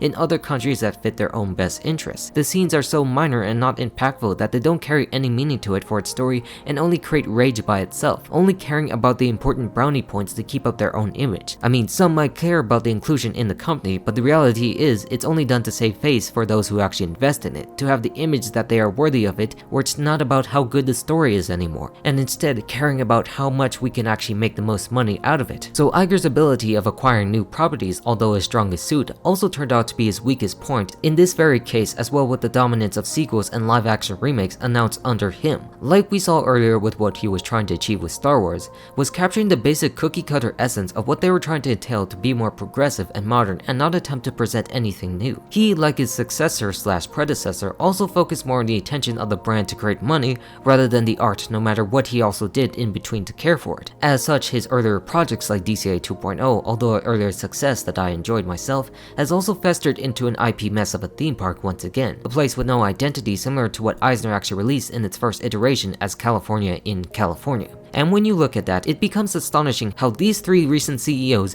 have very similar downfalls in their own time. I mean, except for Chapek in this case, who did actually fall when he first started, where there has become a clearer expiration date for these chief executives when their own ideas actually go too far. If they don't have a balance like what Frank Wells did as president, it allows them to kowtow to the most outrageously cheap ideas that plague the company today, even more apparent by the fact that Iger was also the last president of the Walt Disney Company after Ovitz and Wells himself, and left to his own devices as we discovered the truth of what his leadership brought, it brought more destruction to the official company. And the official company likes to portray him in this light as restoring creativity with these properties, but that is untrue in the most egregious of terms, hiding under the fact of a dwindling Star Wars property and a middling Marvel universe, or multiverse in this case. Because how can one be considered restoring creativity when they buy massive amounts of properties or studios and removing former ones that actually had something different to offer? What exactly does that say when you're removing the competition and ability to create art, selling the same crap over and over again by these sequels, remakes, or whatever you actually think of? Because when you saw The Force Awakens, you couldn't help but agree with George Lucas's assessment of the franchise and to extent of what Iger's leadership was actually derived from. It was uninspired, taking beats from A New Hope being the first Star Wars film and not actually adding anything new that we would actually want to see that was already destroyed, like the New Republic itself, opting for a story similar to what the originals did overall with the First Order and the Resistance, like the Empire and the Rebels, where despite the faults of the prequels,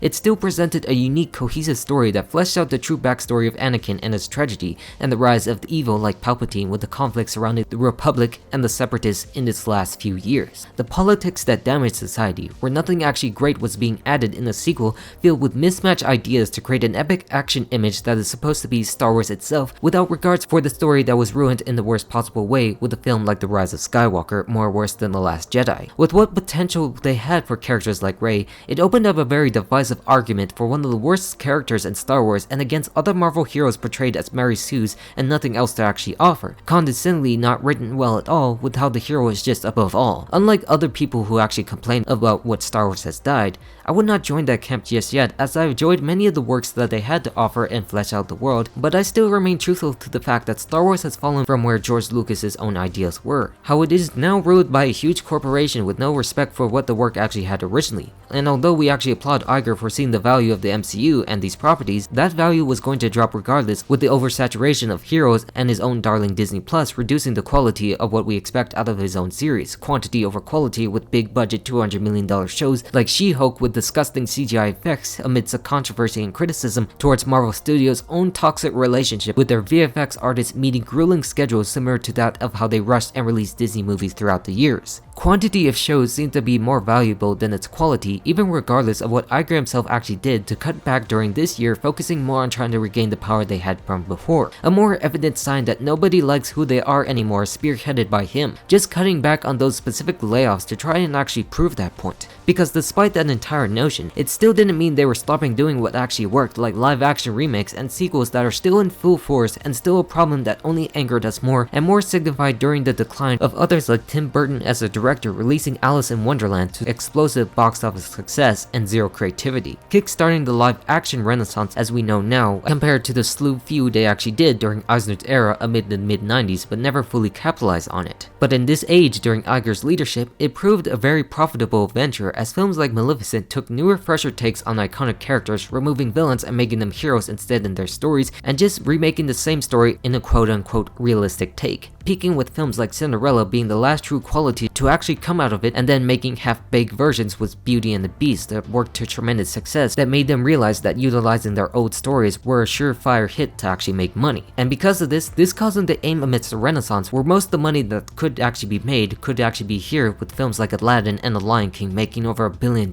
where The Lion King actually remains to be one of the worst decisions ever made by Disney to date. This, in fact, was the film that started a turning point for Disney movies towards a downward spiral after last year introduced us to Ralph, making something clearly for money and nothing more, as nothing here was actually live action except for the opening 2 seconds of the entire movie, which hardly counts. It is still an animated movie, remaining undeservedly as the highest grossing animated film ever made, as a testament that they could do no wrong while still making a profit of an older beloved story, not caring about what they could do with the art for ideas that needed more, like their box office failures in the past for animation, but just for the ones that already worked to such great success that never actually needed these remakes to begin with. But the major reason to why they actually make these remakes besides money actually ties back into the company being more inclusive in this age, to be more progressive, propping up things and rewriting old stories, shown in what they tried to do with Beauty and the Beast and surrounding Belle as a character with a horribly miscasted Emma Watson whose performance lacked all over the place compared to what the original Paige O'Hara did. This then quickly extended to Mulan 2020, apart from its production issues where it tried to paint Mulan as a superhero rather than one who actually works hard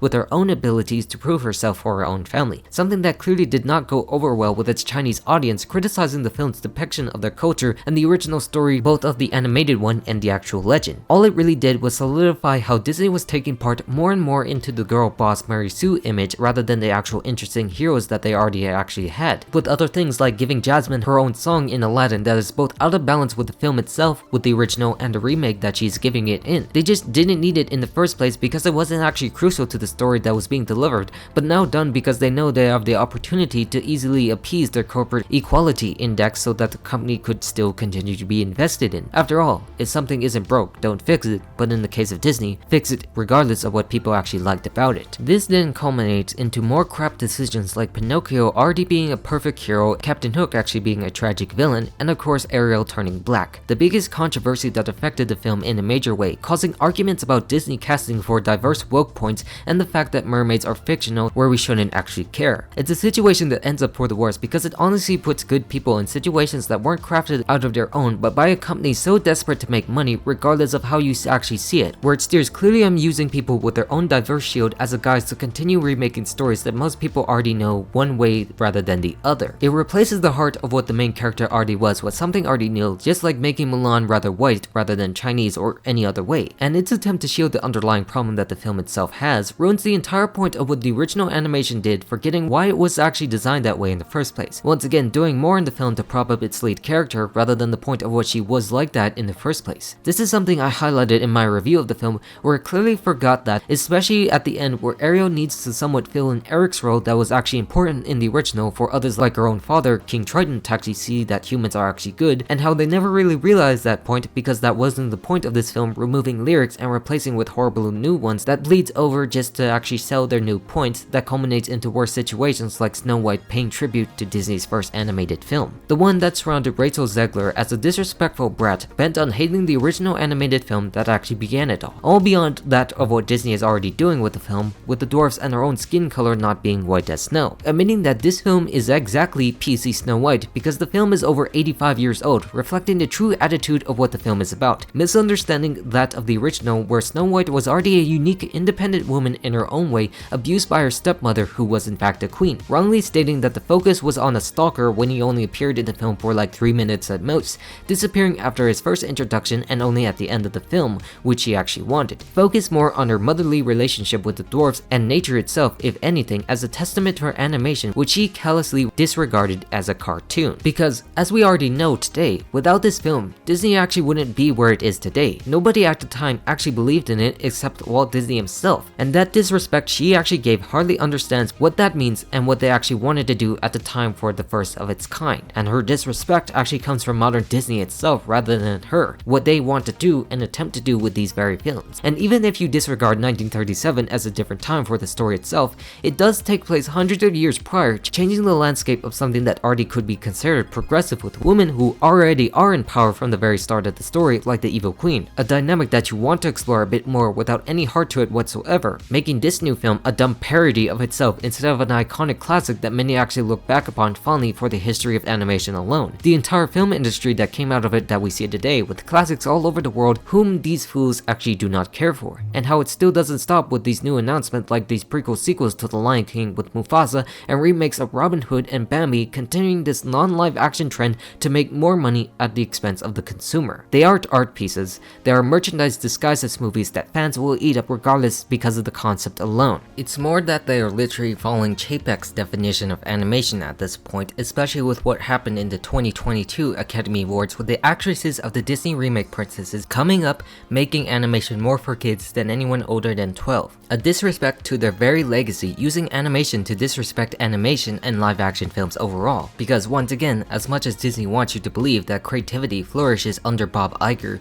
it has more or less become stifled instead with these films under his watch, far beyond the ideas and principles of Walt Disney himself, which of course results in its pathetic destruction, losing hundreds of millions on those properties alone and they don't even care, which is all represented mainly in the biggest experience being the theme parks themselves. Because above all things, Disneyland is the true heart of what Disney is all about, being the last mark of the vision of Walt Disney himself, where the theme parks itself is what made me a Disney fan that I am today. Yes, I have enjoyed their movies over the years and of course the other content, but it's here where the love of Disney all came from, for an experience that takes you to another world, but one that has also been sadly neglected over the years. Because if you noticed earlier in this video, I had showed footage from the Imagineering story, the documentary on Disney Plus covering the artists and engineers behind Disney's own attractions from the very start, the people who created Disneyland from the get-go. Walt Disney Imagineering, responsible for the magic you see when you go to their parks, where that was actually one of my first dream jobs itself, loving to provide unique experiences and creating worlds to actually explore, that I had the passion for the behind the scenes aspect of Disney itself and the experience of Disney itself when I was young, and the cast members who worked to provide that day in and day out. But like mentioned before, it just feels like everything else neglected and driven by half-baked ideas under a corporation that are under-delivered. To show you this, I recently took a trip to Disneyland itself to recently see what had changed since I last visited there before the start of COVID. And what I found is that some things have not changed for the better and reflects more on the leadership who runs the company today, and of course a few months ago. And when I got there, it reminded me the beauty of Disneyland itself and what Walt actually did, putting passion into the place, but really also showcased the downside of who ran it after during the end of Eisner and the beginning of Iger and Chapek. For example, This is represented once again in Disney's California Adventure, that was trying to be improved over the failings of Eisner, as I mentioned before, when it came out in 2001. It carries a lot of mixed memories, being the worst Disney park ever created until 2002, when the Walt Disney Studios park opened in Paris, where both parks over the years would try to make an effort to actually improve off of that. I mean, still at the very least, people like myself really did appreciate Iger actually fixing to improve the experience of what it tried before, with the additions of Cars Land being one of the best theme lands they've ever created, and of course the removal of ideas like Superstar Limo, the worst Disney attraction ever created. An effort to create something more unique in line with its counterpart being Disneyland from Buena Vista Street similar to Main Street. Everything Iger did was more of trying to actually restore the brand, because the California Adventure, and of course Disney at the time, was considered to be brand withdrawal. A step in the right direction until the recent Chapek Era, where even after all these new additions, the intro of Pixar actually showed a gateway into the shoving of properties in the park left and right, where the only thing that remains originally from the park first opening is Grizzly Peak from its original first form. And it's still a uniquely designed area that pays tribute to the Redwoods and Northern California itself, but still shackled between these new additions like Avengers Campus and Pixar Pier that really disappoints the modern park in a way. This might be a result of me missing the older version of the park being for nostalgic reasons like the California sign my family loved to take pictures in, but more for Disney itself showcasing it has no identity whatsoever towards the company to what it actually wants anymore. In the words of Iger itself, like I mentioned earlier, it's brand withdrawal. Something that happens when you do something mediocre with your brand, which I'm sure we all know he was very good at actually doing, just like his predecessors. And I know I've already mentioned it before, but it was very clear from the start how valuable Frank Wells was to Disney, and the direction they could have gone before this point for something more daring and creative in output, like what Eisner could have actually provided before that was all shut down. Stuff here like Avengers Campus released under Chapek actually feels more underwhelming and of course lackluster in its approach. It just feels too bulky, focused on these buildings themed around Marvel, and nothing really much more in its theming with experience either alright, like Mission Breakout that still does not have a good exterior wise, and Web Slingers being an absolute disappointment. It's a watered down version of Toy Story Mania itself, prompting you to fling your arms across the thing all the livelong day, with actual CGI effects that feels like it comes out of a 2001 video game. It doesn't feel like a passion of Walt Disney Imagineering, and more towards a cheap Six Flags attraction. And although this might not be a finished land, with the upcoming Avengers ride that people are actually waiting for that might actually impress and improve the land better, but it just really doesn't excuse the lackluster experiences that really replaced other lands like Bugs Land, which had much better theming as the first fix towards California Adventure in the first place, with attractions and a sense of space that actually took you into the Bugs world, where it just invested and immersed you in the world that Disney would actually be known for. And Marvel, despite its theatrical success, seems like something Disney has a hard time integrating into the parks itself from here and the studios park with what they can do at the expense of the consumer. We might enjoy it, but with the way they've handled such films and the period that they are being released in, especially with the land's premise having Peter Parker out there even though nobody knows who he is anymore by recent films like No Way Home, and then again like I said earlier how the Guardians are now older and different compared to Mission Breakout, the idea of Avengers Campus has already aged worse beyond where they are right now at this point. And when you do that, you set yourself up in a difficult position to fail, where guests stay away from that, especially when they overcharge you to get into these days. And this is something I will mention before diving into Disneyland itself, being the main problem in modern Disney theme parks today, the part of the headache it actually took to actually get there in the first place, despite not living far away from Disneyland itself. And like I said with what DCA has shown, it has taken a hold of other parks like Epcot in recent years with the IP push, damaging the point of what the theme of the park is about, which is ironic to think about when California Adventure was supposed to be Westcott in the first place, which still actually seems like a more attractive park today compared to the lackluster identity of what it has right now. I mean, before the actual renovation with what they had now, Paradise Pier was fine enough, and turning it more into Pixar just seems more cheap, especially when it's featured under the name of a beloved studio, when Cars Land has a more distinct immersive feeling towards it for a franchise that isn't the most liked out of Pixar itself, which into the middle of their newest theme of Pacific Wharf into San Francisco Square based on Big Hero 6. Not really hurtful to what it used to be, and still actually made sense with the theme of California, but still clear push into more Disney themed characters from where it was, putting them in with no clear focus or immersive theme that you could get like Disneyland provided. You can't make sense of it where things like Pixar Pier relies directly straight across Paradise Gardens Park, still based around original Paradise Pier theming, with various attractions like Goofy Sky School and Ariel's Undersea Adventure from The Little Mermaid, really contrasting greatly to what the theme should actually be. Why do you have Pixar here and then Disney right there, then Marvel right there, and then back to this Hollywood theme, and of course Los Angeles in the 1920s? It doesn't make sense, even when you have Mickey's face still stuck on a ride named Pixar Pal Around when it used to be Mickey's Fun Wheel and used to be the Sun Wheel wheel before that, and so forth, that creates a more jarring coded IP experience with no great effort that sticks on the bones of mismanaged executive decisions, ones we all know were done to save costs and nothing more. It cheapens you down for more money despite what effort had been made for the better, because it's not designed to be that way at all. It represents Disney as a whole with a hodgepodge of nonsense and uncreativity at its finest. Disney just tries to tailor itself to what the public likes without regarding changing interests, where they will soon get disinterested like what Marvel has done and Star Wars to that extent. And that's the gateway that California Adventure has to offer in itself in the modern era of Disney theme parks and the Disney Company at whole, and the taste that soured the guest experience when pricing people out of it. Because right after COVID, during the leadership of Bob Chapek itself, came a complete reset in the structure of the Walt Disney Company and its park division. This was actually represented with the introduction of the reservation system and Disney's Genie to tailor your experience for the day, trying to make you plan out to get the most out of your day at the parks, like a spreadsheet where you find yourself in the part of the logistics side of the company itself, paying for more for services like Genie Plus for access to the old FastPass system on your phone through services like Lightning Lane, costing you an extra for convenient fast access to such attractions. I didn't personally get that due to it being an extra cost where you really don't actually need it at all to enjoy a full regular day at the park, but still had to go through this stupid reservation system. This example is shown buying 2-day park hopper tickets where you choose one park one day and only allowed to cross over at a certain time, making you try to maximize your time into one park rather than the other. It was already clear that the reservation system was put in place due to COVID, but considering the time that we are in now, frankly, for at least, it really seems like some of this is still unnecessary, adding more headache to the consumer guest experience, making them reserved for a certain day compared to the past where you could just get one for one day and enter the park. A park hopper itself meant that you could go to both parks any time of the day, spend 30 minutes here and then 30 minutes over until closing from its opening, not waiting till afternoon to actually do that.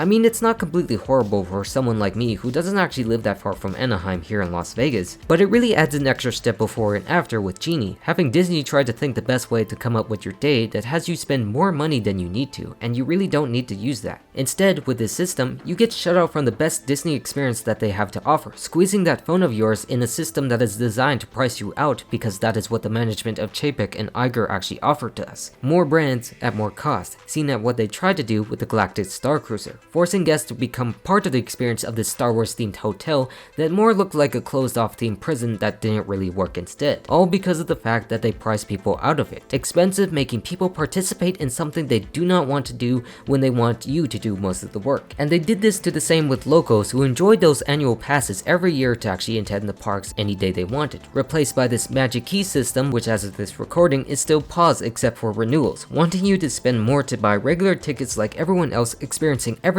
with blockout dates amidst everything with their stupid new system. This is all done because they just know that people who frequently attend Disney spend less rather than those who don't, obviously, who spend more as a vacation. So pricing them out under the guise of limiting attendance and overcapacity seems more fair for them in this case. And what's even worse about this system is where early entry is only made for guests staying at the hotels they have and only 30 minutes prior to opening rather than the hour they had from before, forcing you again to spend more money at their own deluxe resorts that you also have to pay for parking too for that experience, where in Disney's eyes, if you just make it into a complicated case system, then you virtually get more money out of it. The same mindset via the Eisner Era of Disney cutting down the experiences for more money. Like I said, it's not as bad as is clearly pictured by this visit for the cheaper experiences, but it's still bad nonetheless money-wise, making you pay more for the same stuff you experienced for free from before the pandemic. And that is an unfortunate inevitability when the world continues to grow or come out of certain things. And the more it continues to do that, the more people will accept it as the norm for what they actually want of the vacation. Instead of doing it for just mobile FastPass system instead,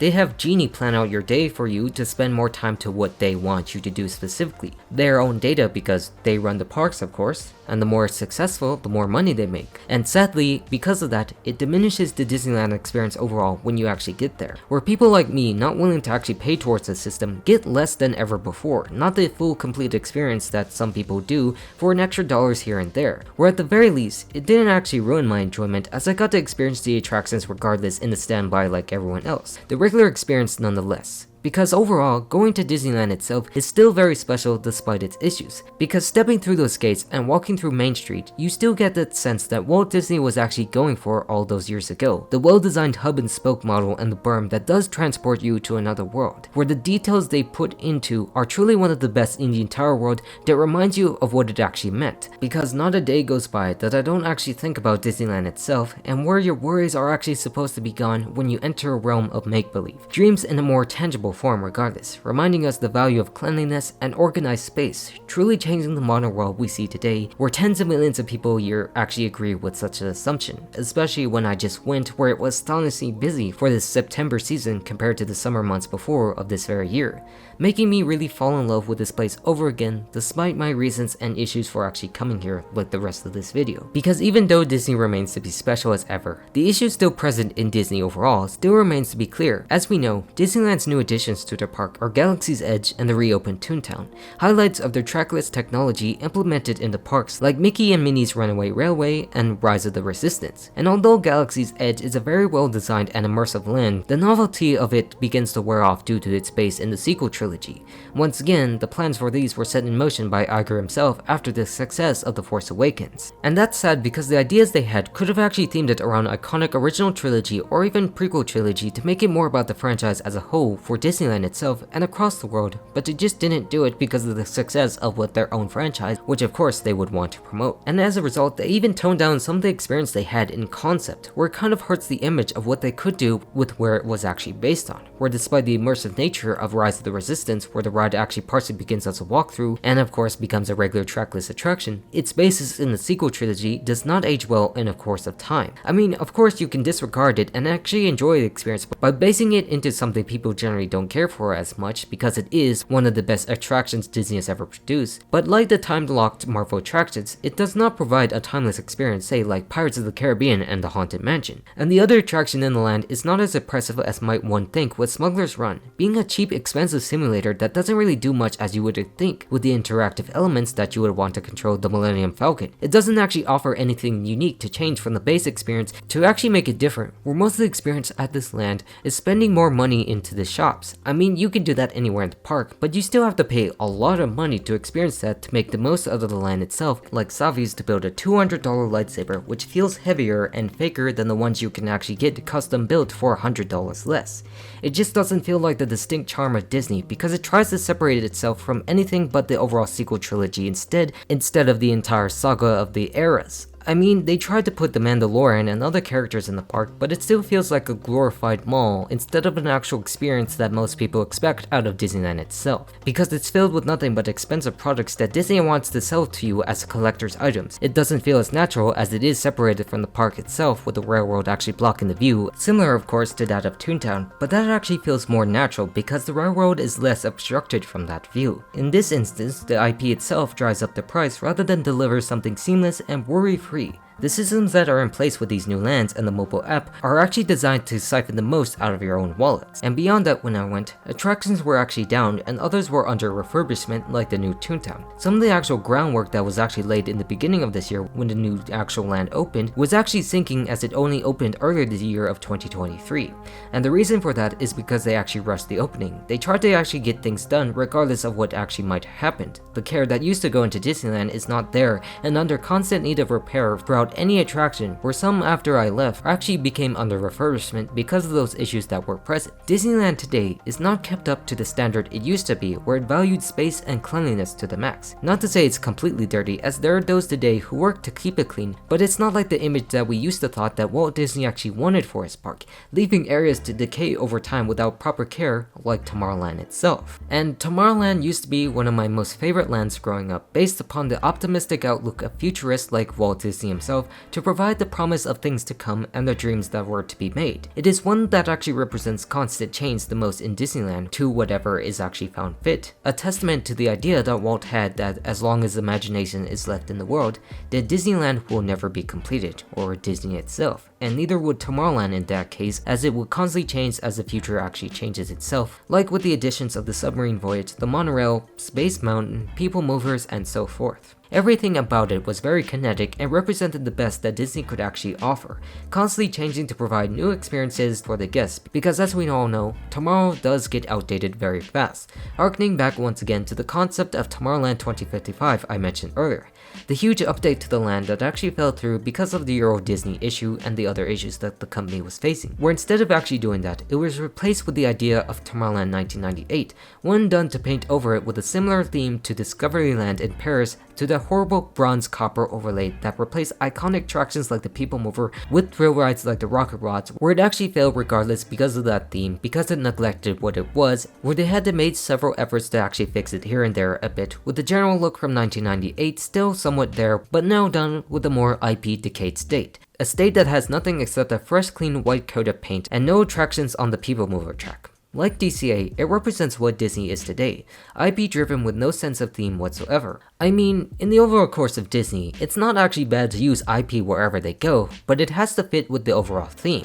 And that is something Disney does not do, where it actually doesn't fit that definition, adding things in here like Pixar and Star Wars that dominates a lot of Tomorrowland today, even if it doesn't actually make sense at all. Buzz Lightyear, Star Tours, and Finding Nemo are the major attractions, other than the classics of Space Mountain, Autopia, and the monorail. It is lost, and it has no identity to it, and efforts to restore some of the factors of Tomorrowland throughout the years have not actually been finished in its own entrance. I may not know exactly what they actually have planned for it, but it has relatively not changed since the early 2000s other than the paint jobs they've done, with the Interventions building still feeling abandoned with the overall leftovers of Star Wars Launch Bay that took over, how they only utilize it as a land as a tool for the other lands and IP of properties that just open, where because of that, you really have to ask, what is the point? What is the point of the theme anymore of the land that Walt Disney himself included on opening day? The amalgamation of these Disney properties they own provide absolutely nothing special and no sense of space whatsoever except the thrill rides they actually have. Sure, you have fun with that, but what else can you do beyond that? Because Disneyland is supposed to treat you in an entire experience of the theme and the sense of space, where it hardly feels like that is there anymore because they don't treat their properties with such respect from before. They don't treat their original attractions and theme of the land that could actually have something different with any respect or regard at all. Sure, they have the actual hits like Space Mountain like I just said, but what is the point when others of the land are themed to actual experiences that you can get on movies or whatever? When people pay thousands of dollars to experience Disney, then you must provide the rewards of transporting you in the realm of impossibility. As former Imagineer Joe Rohde actually put it in, it is the intensity of the experience which results in permanent memories. It is the rare sensation of cohesiveness, harmony, and thematic organization which allows the human brain to relax and be absorbed. People like worthy, meaningful, invested relationships, not cheap ones. And when you think of that, you can't look at the state of places like Tomorrowland and think that it's not cheap. No sense of cohesion whatsoever or identity towards the sense of space that begins in Main Street itself, introducing you to those very worlds. I mean, I have no doubt that they do care as seen by the people passionate enough in the work like Imagineering, but those amidst the top brass still have introduced ideas that expanded the experiences yet again for the guests. The value they had, which affected everything including their cruise line business, with ships yet again not having the cohesiveness where it still is structured around their properties once again. But above all this, it is my hope that all of what I said will age badly in the course of time, a reflection of what the company used to be in holding the ideas of Walt Disney himself. Because like I said, there are plenty of people who work for Disney who still hold to that passion, and I respect it dearly. I saw it every day as I walk throughout the parks and see the cast members work, and what the service truly meant with the people who spend their days there. How it really shouldn't be curtailed because the company needs to appease investors somehow in the lowest common denominator of cultural inclusion and sensitivity with no story,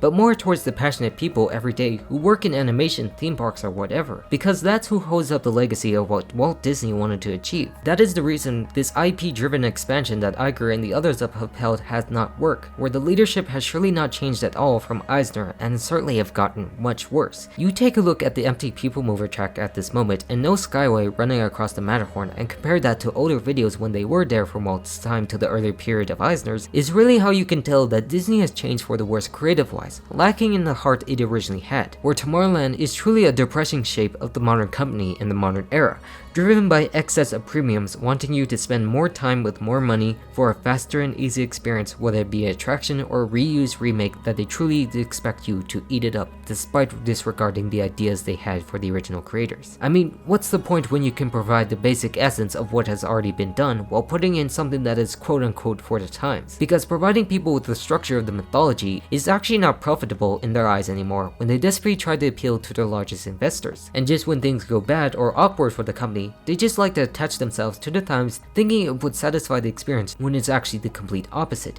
dated in the roots of safety and no ambition. And when you think of all of that, it's really hard to imagine that this is the same company founded by Walt Disney back in 1923, both in terms of both good and bad, and how it's more on the bad side with how they want to price us out of it. And to this day, it confuses me still how they're still willing to ignore these issues to continue down such a destructive path from its own ideas. And unless they are willing to admit those very faults with Iger's doomed legacy, then it will continue to fall in its own reception and diminish all of their valuable brands. And I just want to make it clear that I don't revel in the company's recent failings. I may hate what it is now, but I still continue to watch and enjoy the works of the very company, because in reality, it's more about the fact that I love the idea of Disney and the man who created it, rather than the ones who run it executively to this day, the out-of-touch people who catered the most in entertainment. And the most sad thing about this is my devotion to such things. I did look up to Eisner and Iger when I was a younger child, thinking upon the great things that they have done in their own way to elevate the modern Disney, but became very disillusioned with where they have actually taken things, where the company has actually ended up. One that resulted in their shortcomings making other executives like Chapek take over in such a short amount of time before coming back to, of course, quote unquote, restore the image of the company. As I have said earlier in this video, I really wanted to become the CEO of the Walt Disney Company itself, and still do to this day to a large degree. I really want to continue such a legacy of the man I admired all my life, with the genius of places like Disneyland itself, where I have so many ideas to improve it for millions of families across the world to enjoy themselves, and of course in film itself. Wanting to continue those technological edges that started with the man a century ago, the possibilities are just so endless. But of course, where I've ended up now, criticizing the actions of modern Disney, and making videos for a living off of it, really makes that path a lot harder, as I've gave up on things in my life like university that would have been my best bet for many in the business that have their degrees that attain such position, who actually been promoted to such positions in the company, because I really couldn't find myself having that passion that I had before with Disney with what they were offering. That there is literally no reason families should actually come to experience Disney anymore and plan their days out like a spreadsheet, or just watch their half-baked stories that have nothing creative to do with the properties they focus on and actually forget the point of why those worlds were actually designed like that in the first place with their very creators. That now, more than ever, it's been very clear that Disney needs another Roy Disney or Disney himself if they want to actually thrive again, both in the sense of the father and son, where they really knew what the company needed, ousting executives like Miller and Eisner at the end of their terms, and also balance that to the financial executive side from the creative one, just like what Wells actually provided after Roy O. Disney. And it's also one where we do need another Roy E. Disney type to fit in with the shareholders if things actually want to change. I know Disney had brought Iger back to transition to the next currently, but it's very clear to where they put Chapek in the first guy as the fall guy before the pandemic that they really need a true fresh start if they want to work again, where the ideas that dragged it down in the first slate started right then and there, as he only seemingly left only to return in his place to pick up such broken pieces. Like many others have said on this site and beyond, they really should focus on writing good stories if they do want to survive, where they will actually burn out any goodwill they had with the properties they own if they still continue, where many will not care about it anymore as they have done now.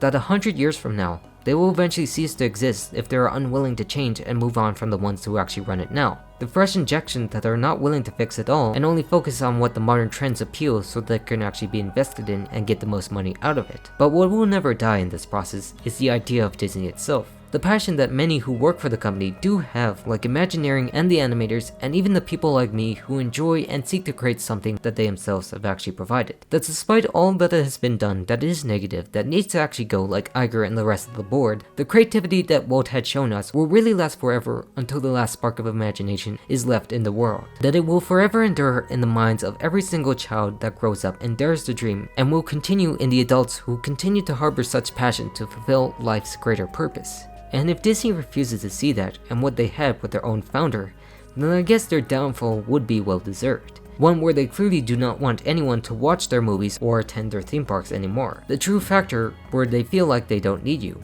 or quite frankly in that case, you don't need them. And if they continue to do this and raise every single point they have done even more, then no one actually needs to entertain the idea of Disney anymore. That 100 years after its founding, society can move on without them, as no one side actually does enjoy their company. But with that hope is where we can actually make them realize with their own box office failings and dwindled theme park and cruise experience in the year of 2023 is where things can actually change. That we do have a say in what we want and continue on in our lives. Something that I will continue to do so personally until I reach that position. Because the truth is, I will never stop. I will never stop making videos and creating content around Disney. I will never stop trying to achieve my goal of becoming the company's next CEO in the future. I will never stop criticizing Disney, and I will never stop loving Disney until the day I die, or even beyond that. All because of the fact that I care.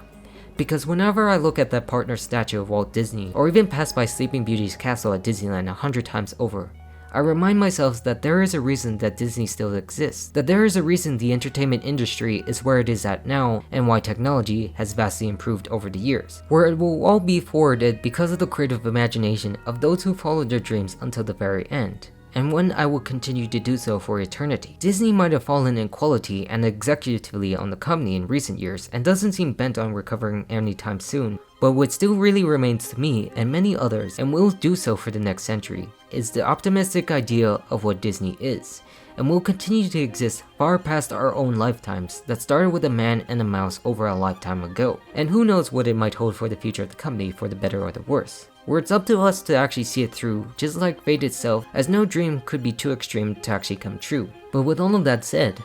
thank you Disney. Thank you for 100 years, and the hope for 100 more, as long as imagination is left in the world. Personally, what has been your greatest reward to date? Well, my greatest reward, I think, is that I've been able to build this wonderful organization, been able to enjoy good health,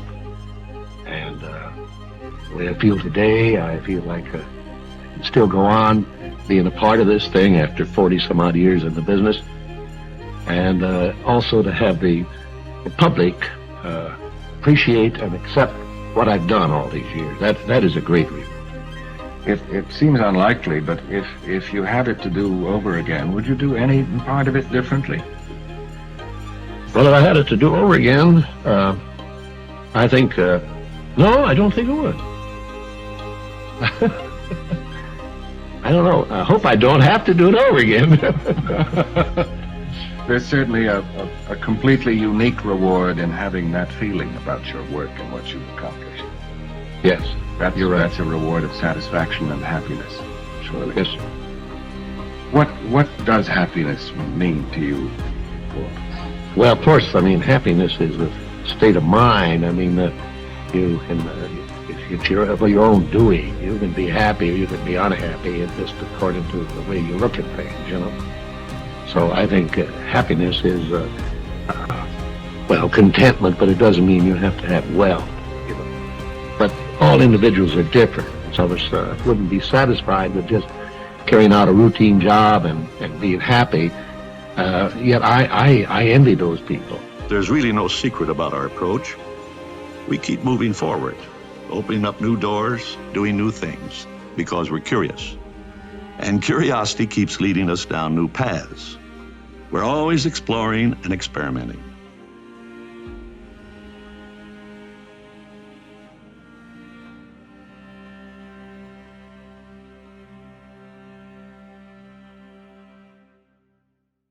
Thank you guys for watching my video on the downfall of Disney. I just really wanted to make this video because I know the state of Disney isn't great as before, and all of us know it from their movies and theme parks as we discussed throughout the video. And I just wanted to really make this appreciation video at the end to really show my thanks to all of you guys who have supported my channel over the course of this year.